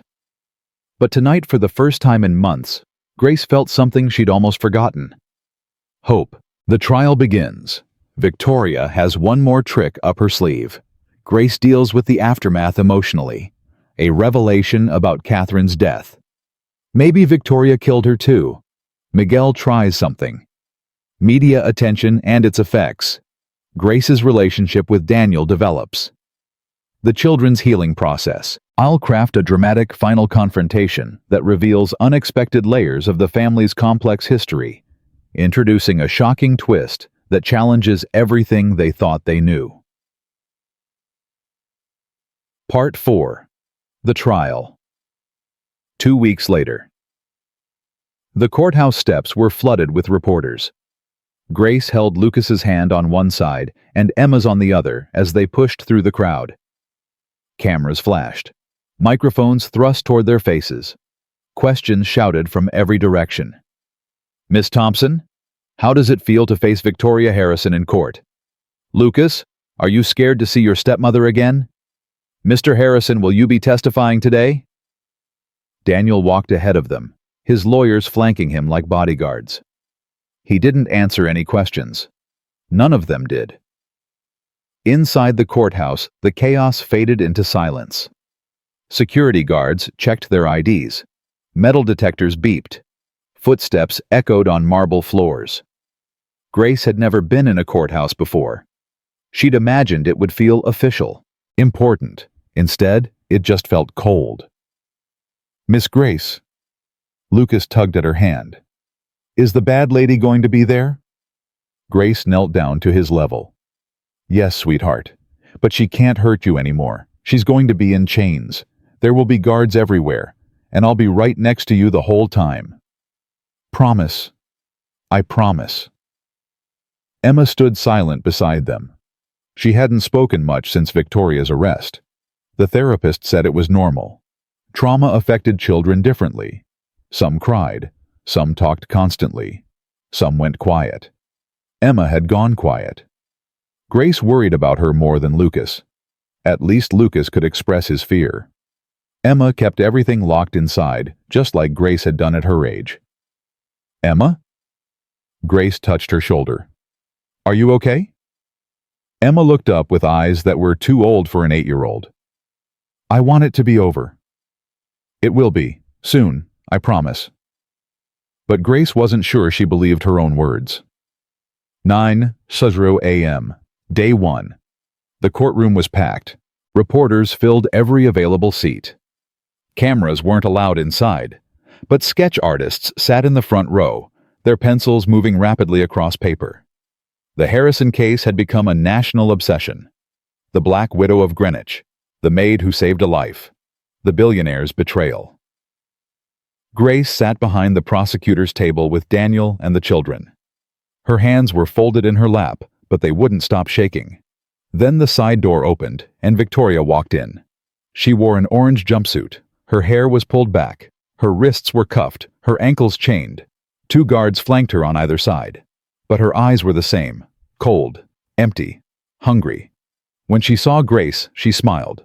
Lucas whimpered and buried his face in Grace's shoulder. Emma sat frozen, her small body rigid with terror. Don't look at her, Grace whispered. Look at me, only at me. Victoria was led to the defense table. Her lawyer, a man named Charles Webb, was one of the most expensive attorneys in the country. Someone was paying his fees. Grace suspected it was money Victoria had hidden somewhere, stolen from her previous victims. The judge entered. Everyone rose. The trial began. Prosecutor Amanda Chen, no relation to the FBI agent, stood before the jury. Ladies and gentlemen, over the next several weeks, you will hear evidence of crimes so horrific they seem like fiction. Murder, attempted murder, kidnapping, fraud, a pattern of predation spanning 15 years and 3 continents. She pointed at Victoria. This woman is not who she appears to be. She is not Victoria Harrison loving stepmother. She is Elena Martinez, a serial killer who has made a career of destroying families for profit. Webb stood up. Objection. Inflammatory. Overruled. Continue, Ms. Chen. The prosecutor walked to the jury box. The defendant buried a 6-year-old boy alive. She left him in a wooden box, covered him with dirt, and went back to bed. She expected him to die. She planned for him to die. The only reason Lucas Harrison is alive today is because one woman refused to look away. She turned and looked at Grace. Grace Thompson is not a detective. She's not a hero. She's a housekeeper. But she saw what no one else saw. She heard what no one else heard. And she saved a little boy's life. Victoria's smile never wavered. 11:30 a.m., Day 1. The first witness was Detective James Morrison. He described the night he received the call, the hospital, the interview with Grace, the evidence found at the scene. "We recovered a wooden box from the rose garden," Morrison said. "Inside we found scratch marks consistent with fingernails. DNA testing confirmed the blood belonged to Lucas Harrison." The jury looked sick. Webb cross-examined him for an hour, trying to poke holes in the investigation, suggesting Grace could have planted evidence implying the police had rushed to judgment. Morrison held firm. "Miss Thompson had dirt under her fingernails when I met her. Her hands were torn from digging. She had no motive, no opportunity to plan something like this, and no history of violence. Victoria Harrison had all three." "Allegedly," Webb said. "The evidence speaks for itself." 2:00 p.m., Day 1. Lucas took the stand after lunch. Grace wanted to stop it.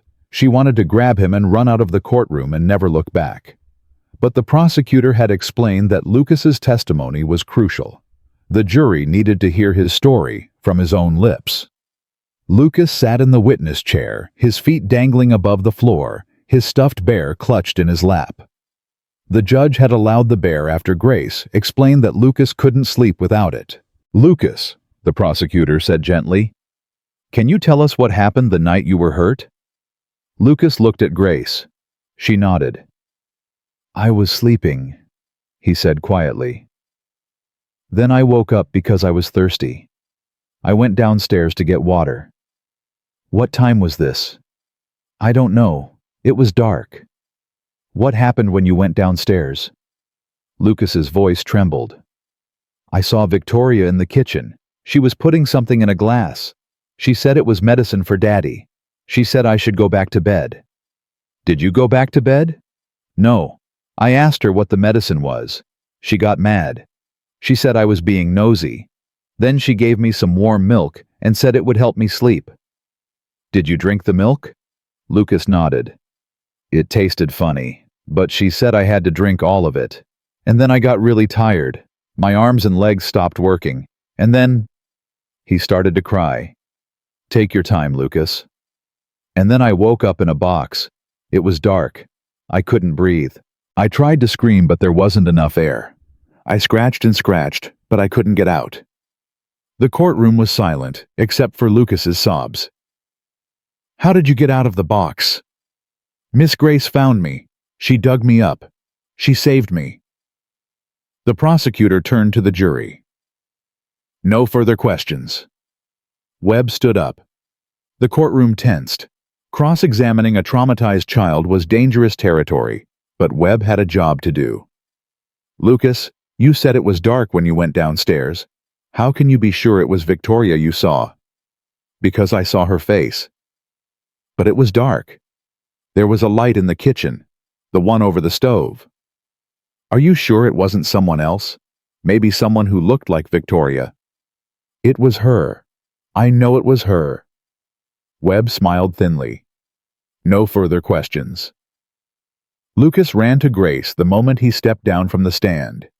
She held him tight and whispered that he was brave, that he did good, that she was proud of him. Over his shoulder she saw Victoria watching them, still smiling.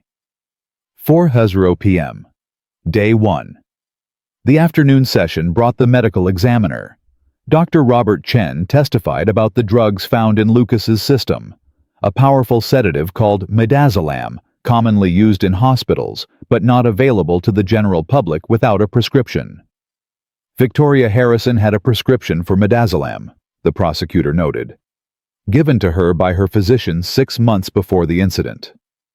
For what purpose? She claimed she had severe insomnia. Grace watched the jury. Some of them were taking notes. Others stared at Victoria with undisguised contempt. Webb tried to argue that anyone could have accessed Victoria's medication. The prosecutor countered with pharmacy records, showing Victoria had refilled the prescription 3 days before Lucas was buried. The evidence was mounting. But Grace couldn't shake the feeling that something was wrong.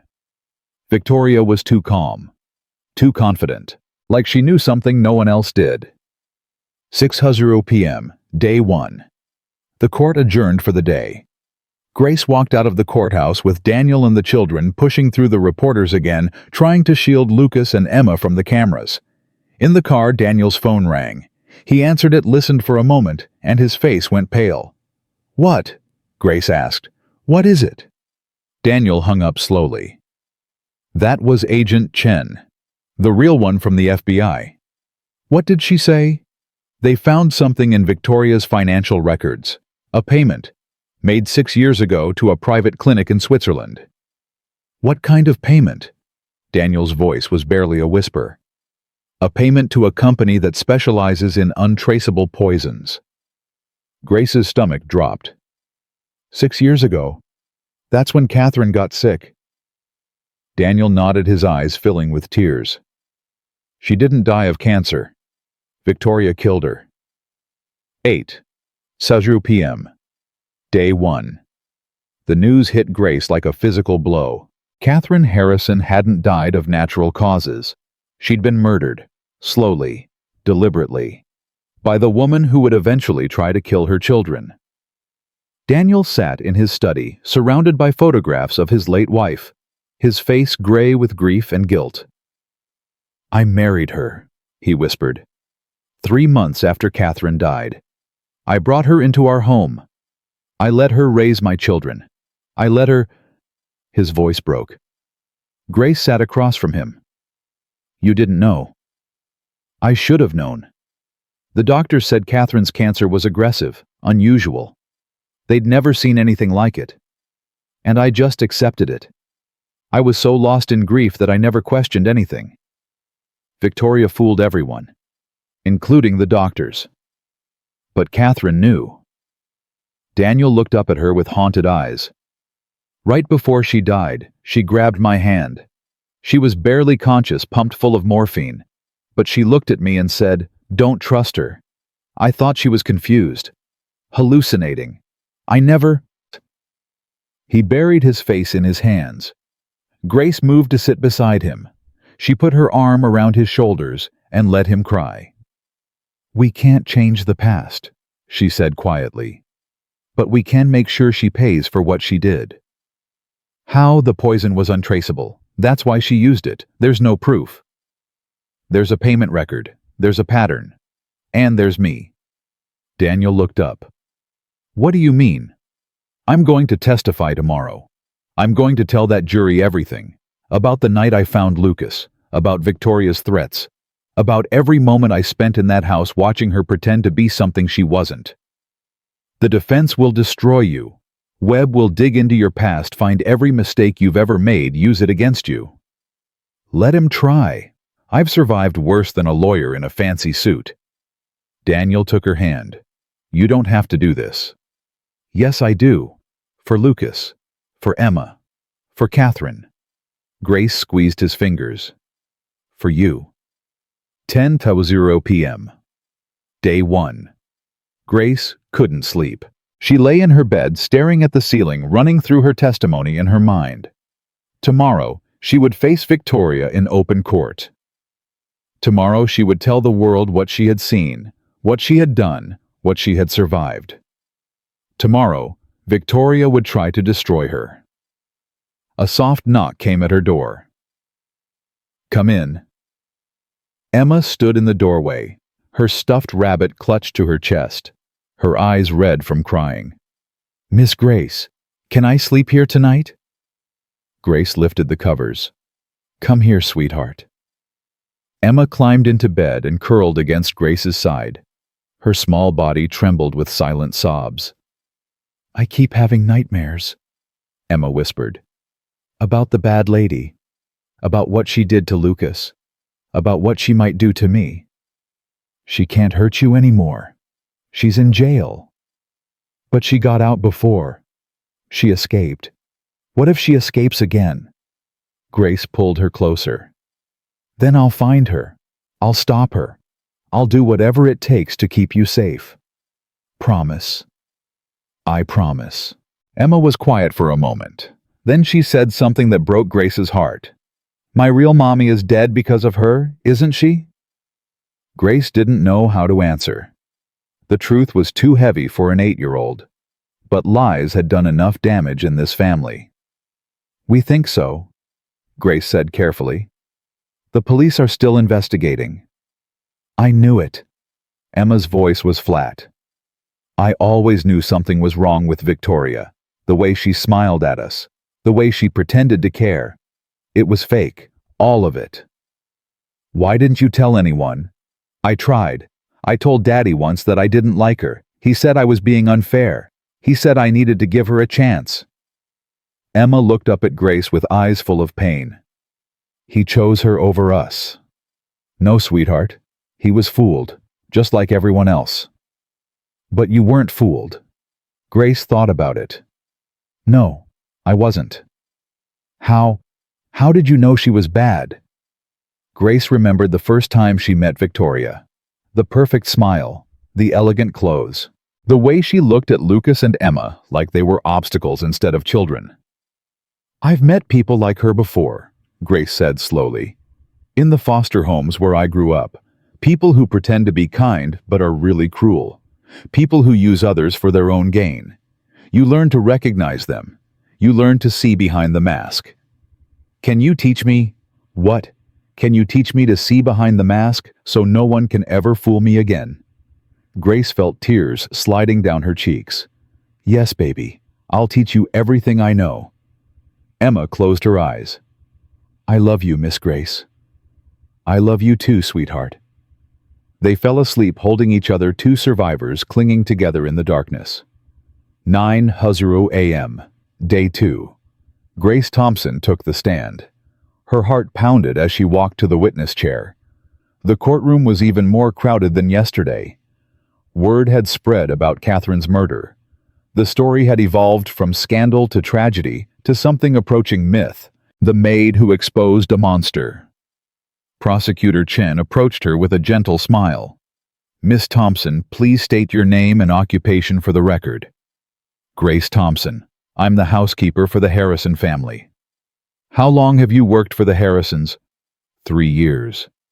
And in that time you've had extensive contact with the children Lucas and Emma. Yes, I helped raise them. Please tell the court what happened on the night of March 15th. Grace took a deep breath and began. She told them about the feeling that woke her up. The empty bed. The window.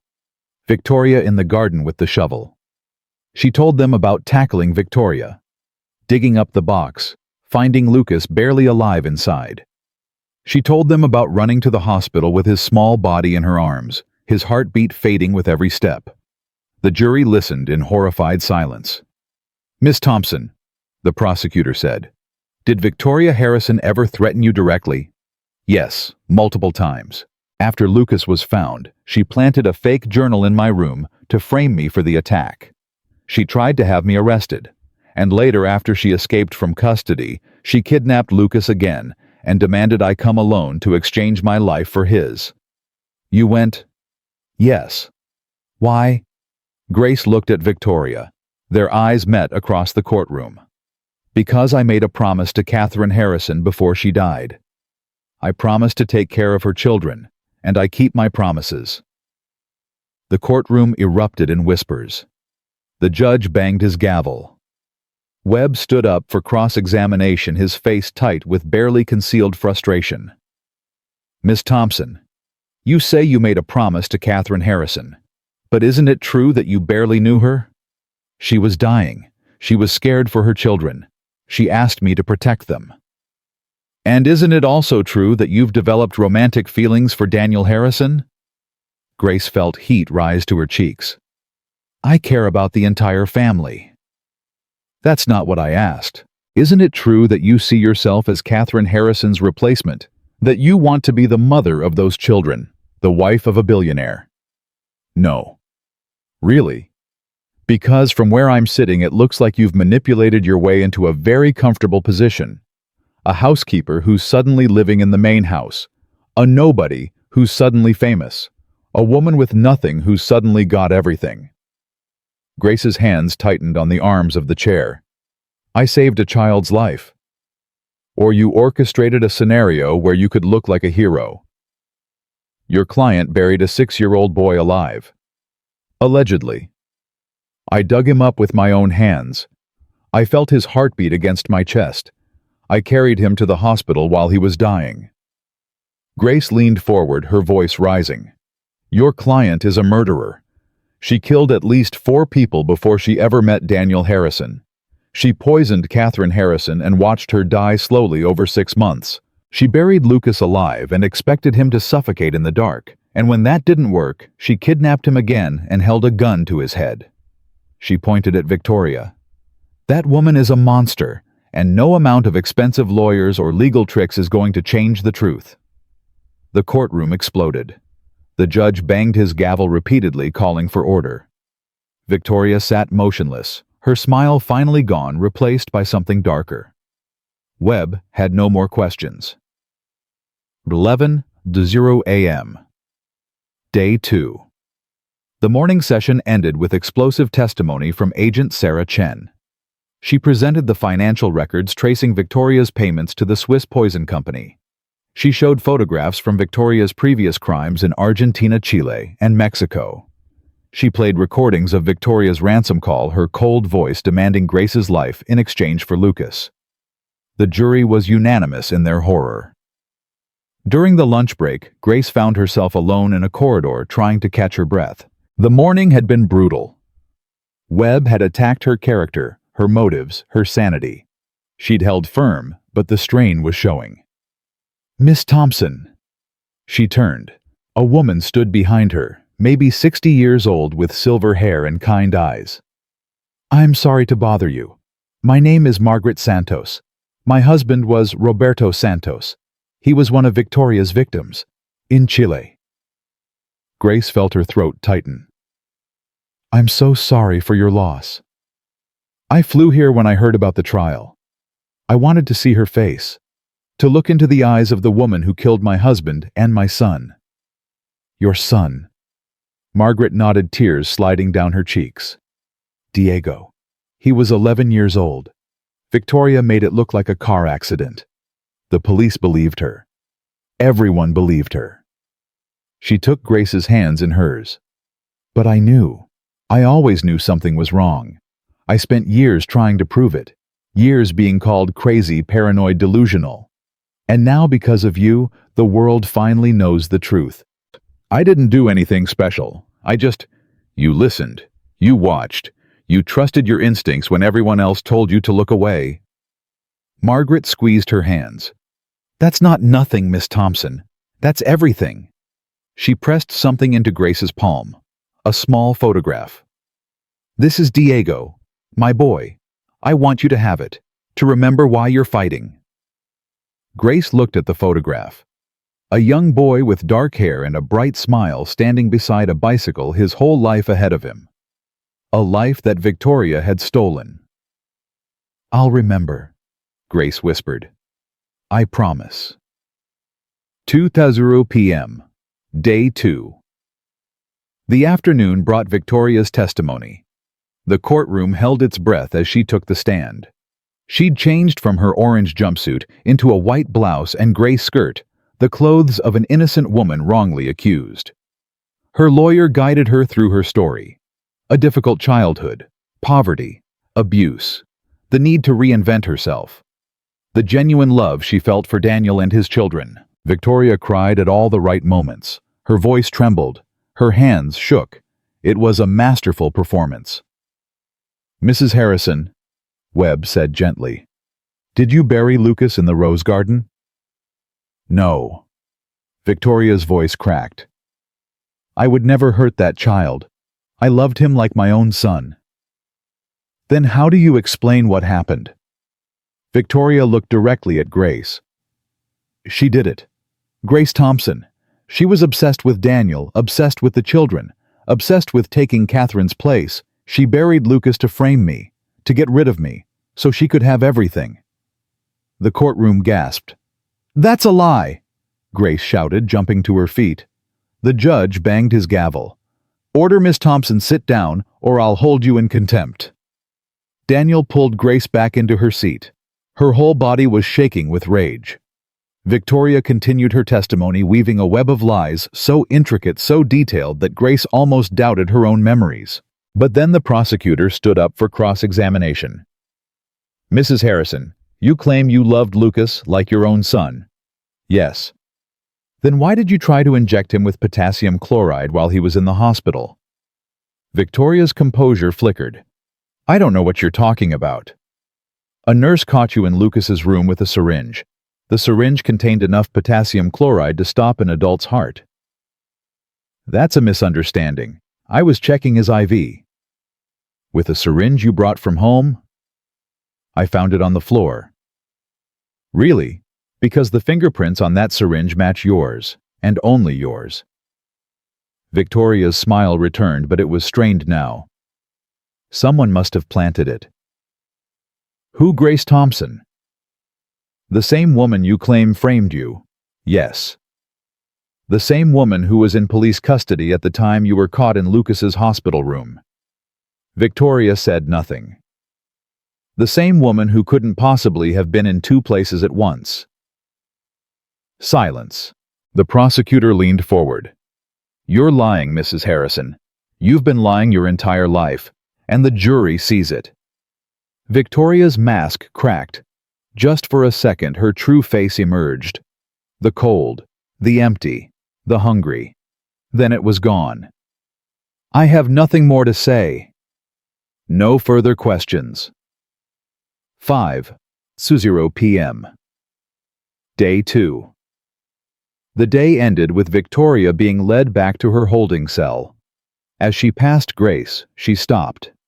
The guards tried to move her along, but she resisted just long enough to whisper 4 words. "This isn't over, Grace." Grace didn't flinch. "Yes, it is." Victoria smiled that empty smile one last time. Then she was gone. Outside the courthouse, Daniel found Grace standing alone, staring at the sky. "You okay?" "No." Grace turned to face him. "But I will be." "The prosecutor thinks we've got her. The evidence is overwhelming. The jury is convinced." "I know." "Then why do you look so worried?" Grace thought about Victoria's whisper, the confidence in her voice, the certainty that she still had cards left to play. "Because Victoria doesn't lose. She's never lost. And I don't think she's planning to start now." Daniel took her hand. "Whatever happens, we'll face it together."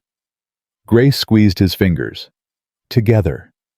But as they walked to the car, she couldn't shake the feeling that the worst was still to come. 9:00 p.m. Day 2. Grace was in the kitchen making tea when the phone rang. "Miss Thompson, this is Officer Davis at the county jail. There's been an incident." Grace's blood ran cold. What kind of incident? "Victoria Harrison attempted suicide in her cell about an hour ago. She's being transported to the hospital now." "Suicide how?" "She hid a razor blade in her mattress. Cut her wrists. A guard found her just in time." Grace's mind raced. Victoria was many things, but suicidal wasn't one of them. She loved herself too much to die. Is she going to survive? The doctors think so, but she'll be under medical supervision for at least 48 hours. The trial will have to be postponed. Grace hung up and stood motionless in the kitchen. Daniel found her there a few minutes later. "What happened?" "Victoria tried to kill herself." "What?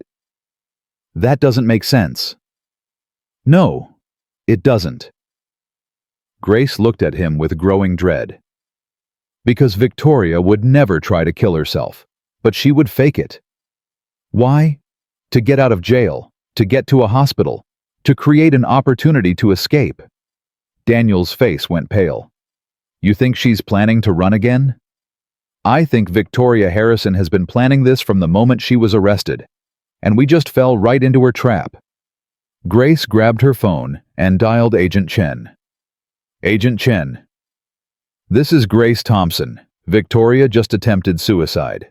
I think it's a setup. I think she's going to try to escape from the hospital. Chen's voice was sharp. We're already on it. I'm heading there now. I want to come with you. Grace, that's not... She's going to run. And if she runs, she'll come for my family. I need to be there. A long pause. Then Chen sighed. Meet me at the hospital in 30 minutes. And Grace. Bring your instincts. Grace hung up and grabbed her coat. Daniel stopped her at the door. I'm coming with you. No, stay with the children. Protect them. Grace. She kissed him. Quick, hard, full of everything she couldn't say. I'll come back, she whispered. I promise. Then she was gone, running into the night toward the woman who wanted to destroy everything she loved. 4:47 p.m. Grace arrived at the hospital 7 minutes before Agent Chen. She parked illegally at the emergency entrance and ran through the sliding doors. The night shift nurse looked up from her station with alarm. Victoria Harrison. Where is she? Ma'am, visiting hours are... I'm not a visitor. I'm the woman she tried to kill. Now where is she? The nurse hesitated, then pointed toward the elevators. 3rd floor, room 312. But there are guards. Grace was already running. The elevator took forever. She jabbed the button repeatedly, her heart pounding, her mind racing through every possible scenario. Victoria was smart. Victoria was patient. Victoria had survived for 15 years by being 3 steps ahead of everyone else. What was her plan? The doors opened. Grace stepped out onto the 3rd floor and immediately saw the problem. One guard sat outside room 312. Just one. He was young, barely out of training, scrolling through his phone. Where's the other guard? Grace demanded. The young officer looked up. Ma'am, there should be 2 guards. Where's your partner? He went to get coffee. He'll be back in... Grace shoved past him and threw open the door to room 312. The bed was empty. The window was open. And on the pillow, written in what looked like blood, but was probably lipstick, were 3 words. See you soon. 11:02 p.m. Agent Chen arrived to chaos. Police swarmed the hospital. Helicopters circled overhead. Every exit was blocked.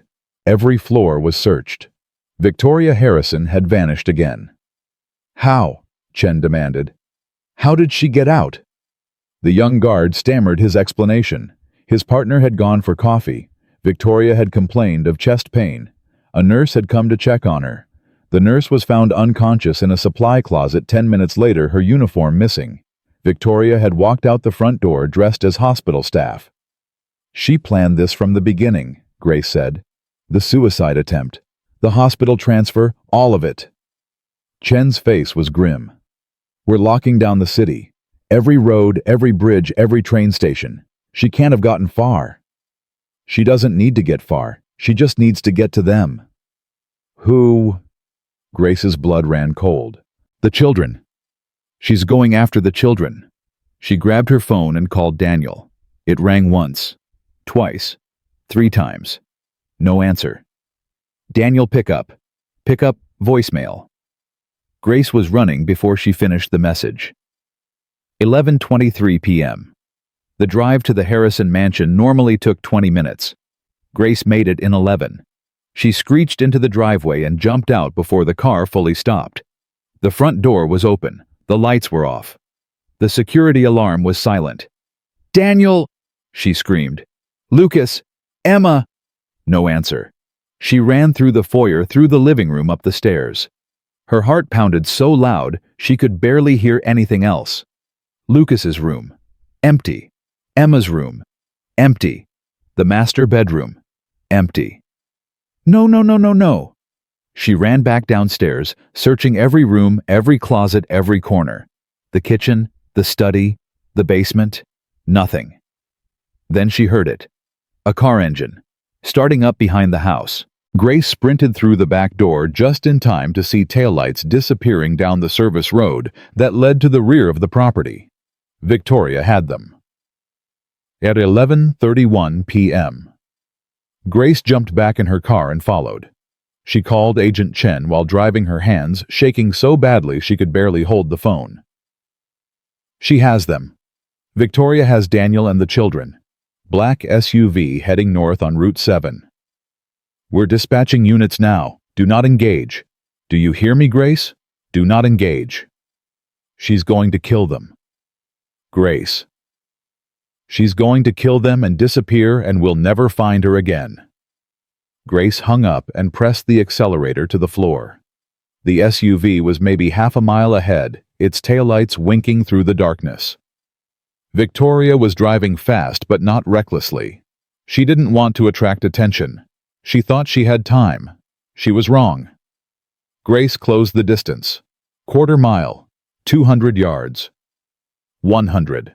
Close enough to see Victoria's face in the rearview mirror. Close enough to see her smile. 11:47 p.m. The SUV turned off the main road onto a dirt path that wound through dense forest. Grace followed her sedan, bouncing violently over the uneven ground. Branches scraped against her windows. Rocks pinged off her undercarriage. Where was Victoria going? Then she saw it, a structure in the darkness ahead. An old building, maybe a barn or a warehouse, long abandoned. Victoria's SUV stopped in front of it. Grace killed her headlights and parked 50 yards back. She grabbed her phone, texted her location to Agent Chen, and got out of the car. The night was silent, except for the wind. Grace moved toward the building, staying low, using the trees for cover. Her heart hammered against her ribs. Her breath came in short, sharp gasps. She reached the corner of the building and pressed herself against the wall. Through a broken window, she could see inside. Daniel was on his knees, his hands bound behind his back, blood trickling from a cut on his forehead. Lucas and Emma huddled together nearby, their small bodies trembling with terror. Victoria stood over them with a gun. "You know what your problem is, Daniel?"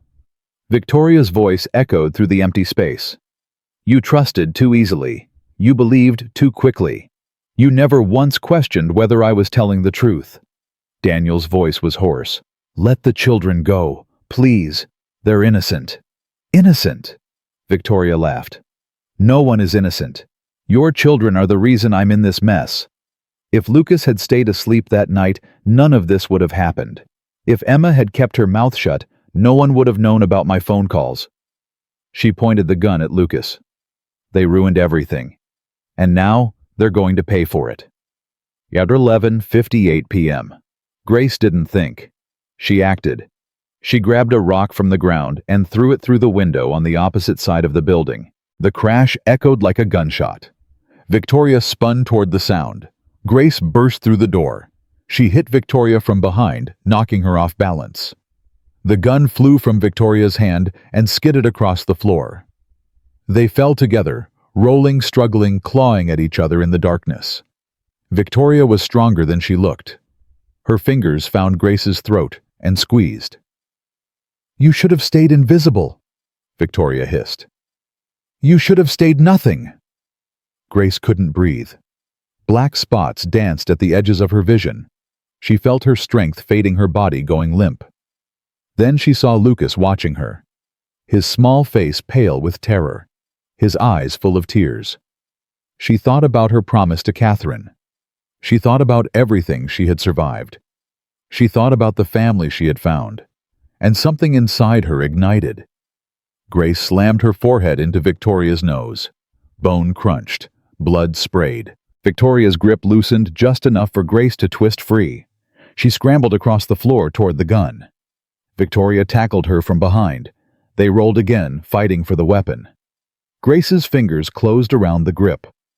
Victoria's hand clamped over hers, trying to wrench it away. The gun went off. The sound was deafening in the enclosed space. For a moment, neither woman moved. Then Victoria looked down at the blood spreading across her chest. "No," she whispered. "This isn't how it ends. This isn't—" She collapsed. Grace stood over her, the gun still smoking in her trembling hands. Victoria's eyes found hers. For the first time there was something in them, besides emptiness. Something like fear. "You're just a maid," Victoria whispered. "You're nobody." Grace dropped the gun and knelt beside her.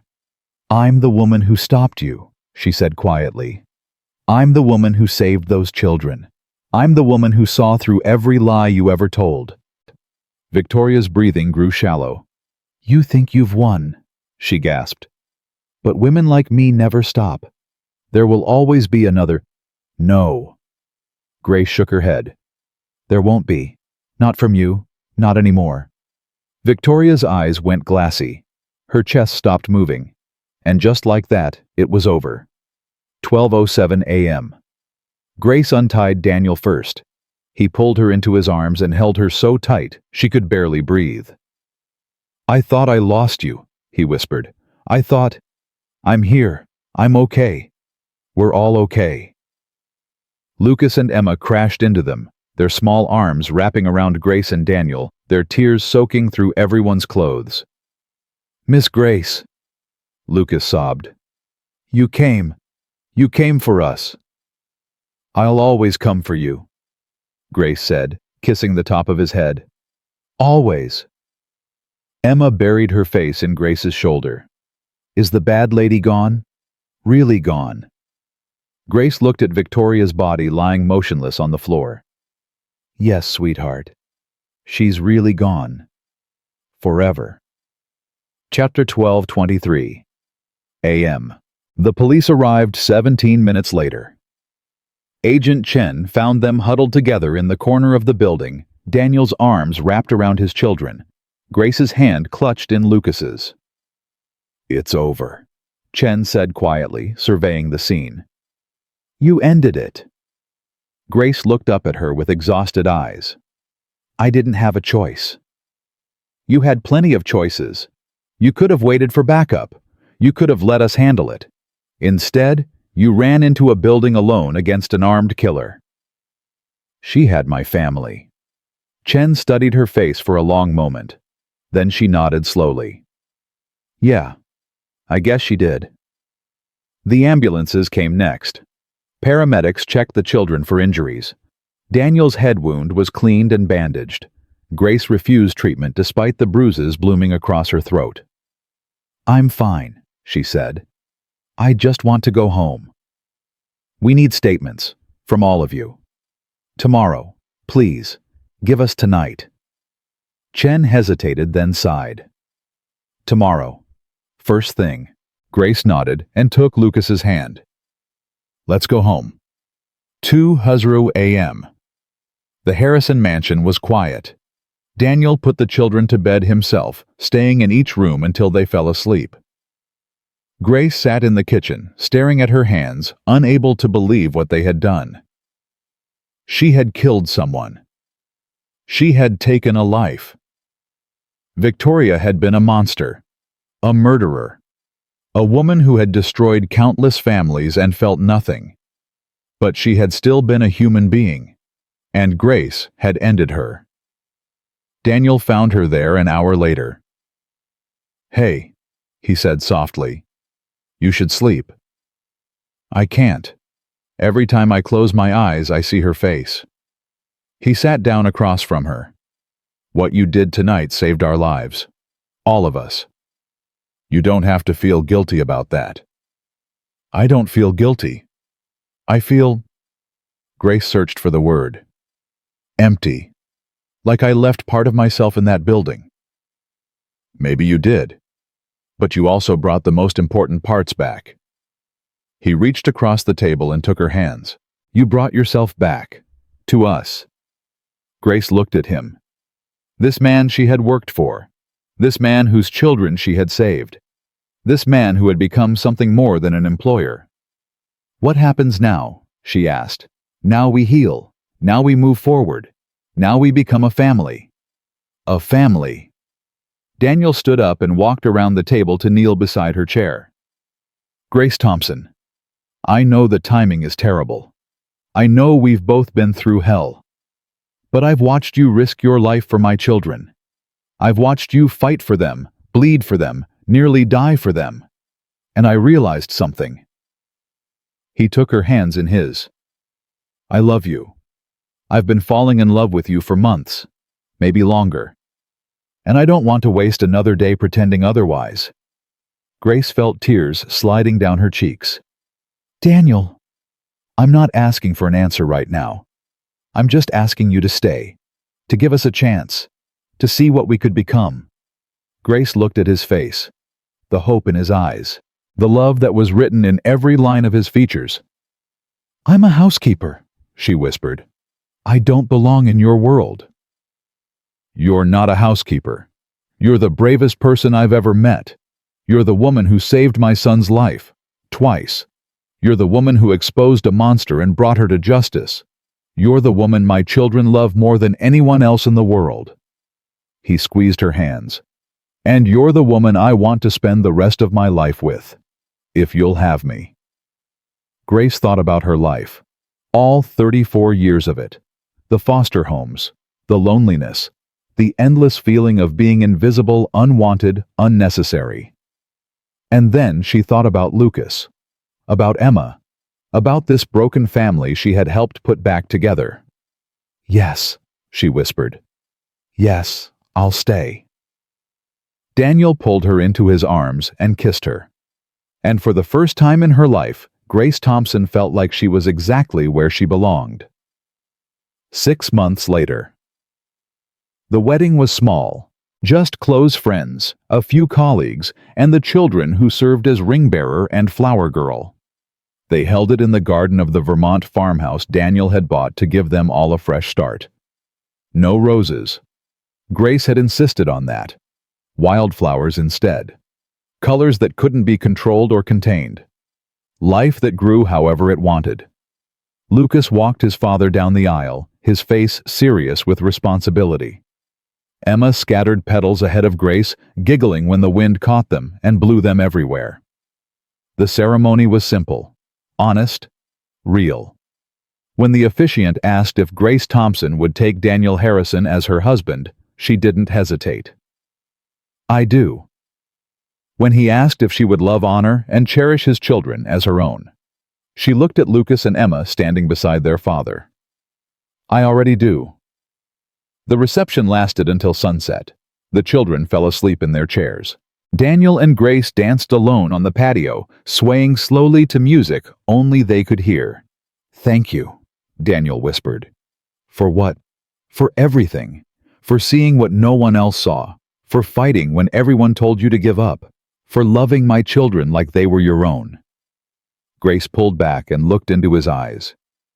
"They are my own. They always were." 1 year later. Grace Thompson. Harrison stood in the wildflower garden watching her children play. Lucas was 8 now, tall for his age, with his father's serious eyes and his mother's gentle heart. The nightmares had faded. The scars were healing. He laughed again freely, and often the sound of joy replacing the echoes of trauma. Emma was 10, fierce and protective with her grandmother's determination and her own hard-won wisdom. She'd started keeping a journal, writing down her thoughts and feelings, processing everything she'd been through in her own way. They were survivors. Both of them. Just like their mother. Grace touched her stomach, feeling the flutter of movement inside. The baby would come in 3 months. A boy, the doctors said. They were going to name him James after the detective who had believed Grace when no one else would. Daniel walked up behind her and wrapped his arms around her waist. "What are you thinking about? Everything? Nothing? The past? The future?" "That's a lot of thinking." Grace smiled. "I'm good at thinking. It's what invisible people do." "You're not invisible anymore." "No." She turned in his arms and looked up at him. "I'm not." She thought about Victoria sometimes, not with guilt or regret, but with something like gratitude. If Victoria hadn't come into their lives, Grace would still be a housekeeper, still invisible, still waiting for a life that would never arrive. Victoria had been a monster, but monsters sometimes burned away the old world to make room for something new, something better. "Mommy!" Lucas shouted from across the garden. "Come push me on the swing." Grace laughed. It still felt strange to hear them call her that. Mommy? Mother? Mom. A title she'd never expected to earn. Coming sweetheart. She kissed Daniel and walked across the garden to her son. The sun was warm on her face. The wildflowers danced in the breeze. Her children's laughter filled the air like music. She thought about Catherine sometimes, too. The woman who had seen something in Grace that no one else had seen. The woman who had trusted her with her dying wish. The woman whose children Grace now called her own. "I kept my promise," Grace whispered to the sky. "I hope you can see them. I hope you know they're safe." The wind picked up carrying the scent of flowers, and Grace chose to believe it was an answer. That night. After the children were in bed, Grace sat at the kitchen table looking at a photograph. It was the picture Margaret Santos had given her at the courthouse. Diego, 11 years old, standing beside his bicycle, his whole life ahead of him. Victoria's youngest victim. Grace had kept it all these months. A reminder of why she had fought, of what she had stopped, of all the future victims who would never know how close they came to destruction. She put the photograph in a small wooden box, along with the other memories she'd collected. A newspaper clipping from the trial, a copy of the court verdict, a letter from Rosa who had testified against Victoria in exchange for a reduced sentence and was now trying to rebuild her own life, and a photograph of Catherine Harrison, cut from a family album showing her holding Lucas and Emma when they were just babies. Grace closed the box and put it on the highest shelf in the closet. The past would always be there. But it didn't have to define the future. She climbed into bed beside Daniel and nestled against his warmth. "Good night," she whispered. "Good night, Mrs. Harrison." Grace smiled in the darkness. Mrs. Harrison, mother, hero. All words she'd never thought would apply to her. But here she was, alive, loved, home. 3 years later. The knock came on a Tuesday afternoon. Grace was in the kitchen making lunch for James, who was 2.5 and had opinions about everything when the doorbell rang. She wiped her hands on her apron and opened the door. A young woman stood on the porch. Maybe 25. Dark hair. Tired eyes. A small boy clutched her hand. "Mrs. Harrison. Grace Harrison." "Yes. My name is Maria. Maria Rodriguez." The woman's voice trembled. "I read about you. What you did. How you stopped that woman." Grace felt something shift in her chest. "How can I help you?" Maria looked down at her son, then back at Grace. "My husband died 2 years ago. Car accident, they said. But I know it wasn't. I know someone did something to his car. And then 6 months ago, I remarried. A man I met at my husband's memorial service. He was so kind, so understanding." Her voice broke. "And now my son tells me things. About conversations he's overheard. About late-night phone calls. About a woman my new husband meets at hotels." Grace's blood ran cold. "What's your husband's name?" "Victor. Victor Sinclair." Sinclair, the same last name Victoria had used. "Maria," Grace said slowly. "Do you have a photograph of this woman, the one your husband meets?" Maria pulled out her phone and showed her a picture. Grace looked at the face on the screen. It wasn't Victoria. Victoria was dead. But it could have been her sister. Same bone structure. Same empty eyes. Same calculated smile. "Do you know who she is?" Maria asked desperately. Grace thought about the peaceful life she had built, the family she had created, the hard-won happiness she had finally found. Then she thought about Diego Santos dead at 11. She thought about Lucas in a wooden box scratching at the lid. She thought about all the families who might be destroyed if she looked away. Grace opened the door wider. "Come inside," she said.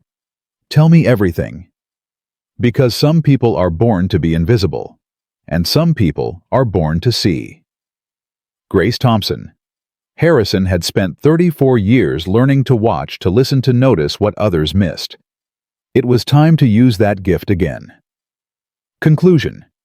The story of Victoria Harrison ended in an abandoned building on a cold night in March. But the story of Grace Thompson was just beginning. She would go on to help Maria Rodriguez expose another black widow, a woman named Isabella, who had learned her trade from the same mentor as Victoria. She would work with Detective Morrison and Agent Chen to identify other potential targets, other vulnerable families, other grieving widowers being circled by predators. She would establish the Catherine Harrison Foundation, dedicated to protecting families from those who would exploit their grief. The foundation would go on to prevent dozens of crimes and save countless lives. Lucas would grow up to be a prosecutor specializing in cases of fraud and manipulation. Emma would become a psychologist helping trauma survivors heal from the wounds that couldn't be seen. James would never know the full story of how his family came together. But he would know that his mother was a hero, that his father was a survivor, that his brother and sister had faced the darkness and emerged into the light. Daniel and Grace would grow old together in the Vermont farmhouse, surrounded by children and grandchildren and wildflowers that refused to be contained. And every year, on the anniversary of the night Grace dug Lucas out of the rose garden, the family would gather together and tell the story. The story of a maid who refused to be invisible. The story of children who survived the unthinkable. The story of a family forged in fire and strengthened by love. Some people believe that heroes are born with special powers. But Grace Thompson knew the truth. Heroes are ordinary people who see what others refuse to see, who hear what others refuse to hear, who act when others look away. Grace had been invisible her whole life, and that invisibility had saved everyone she loved.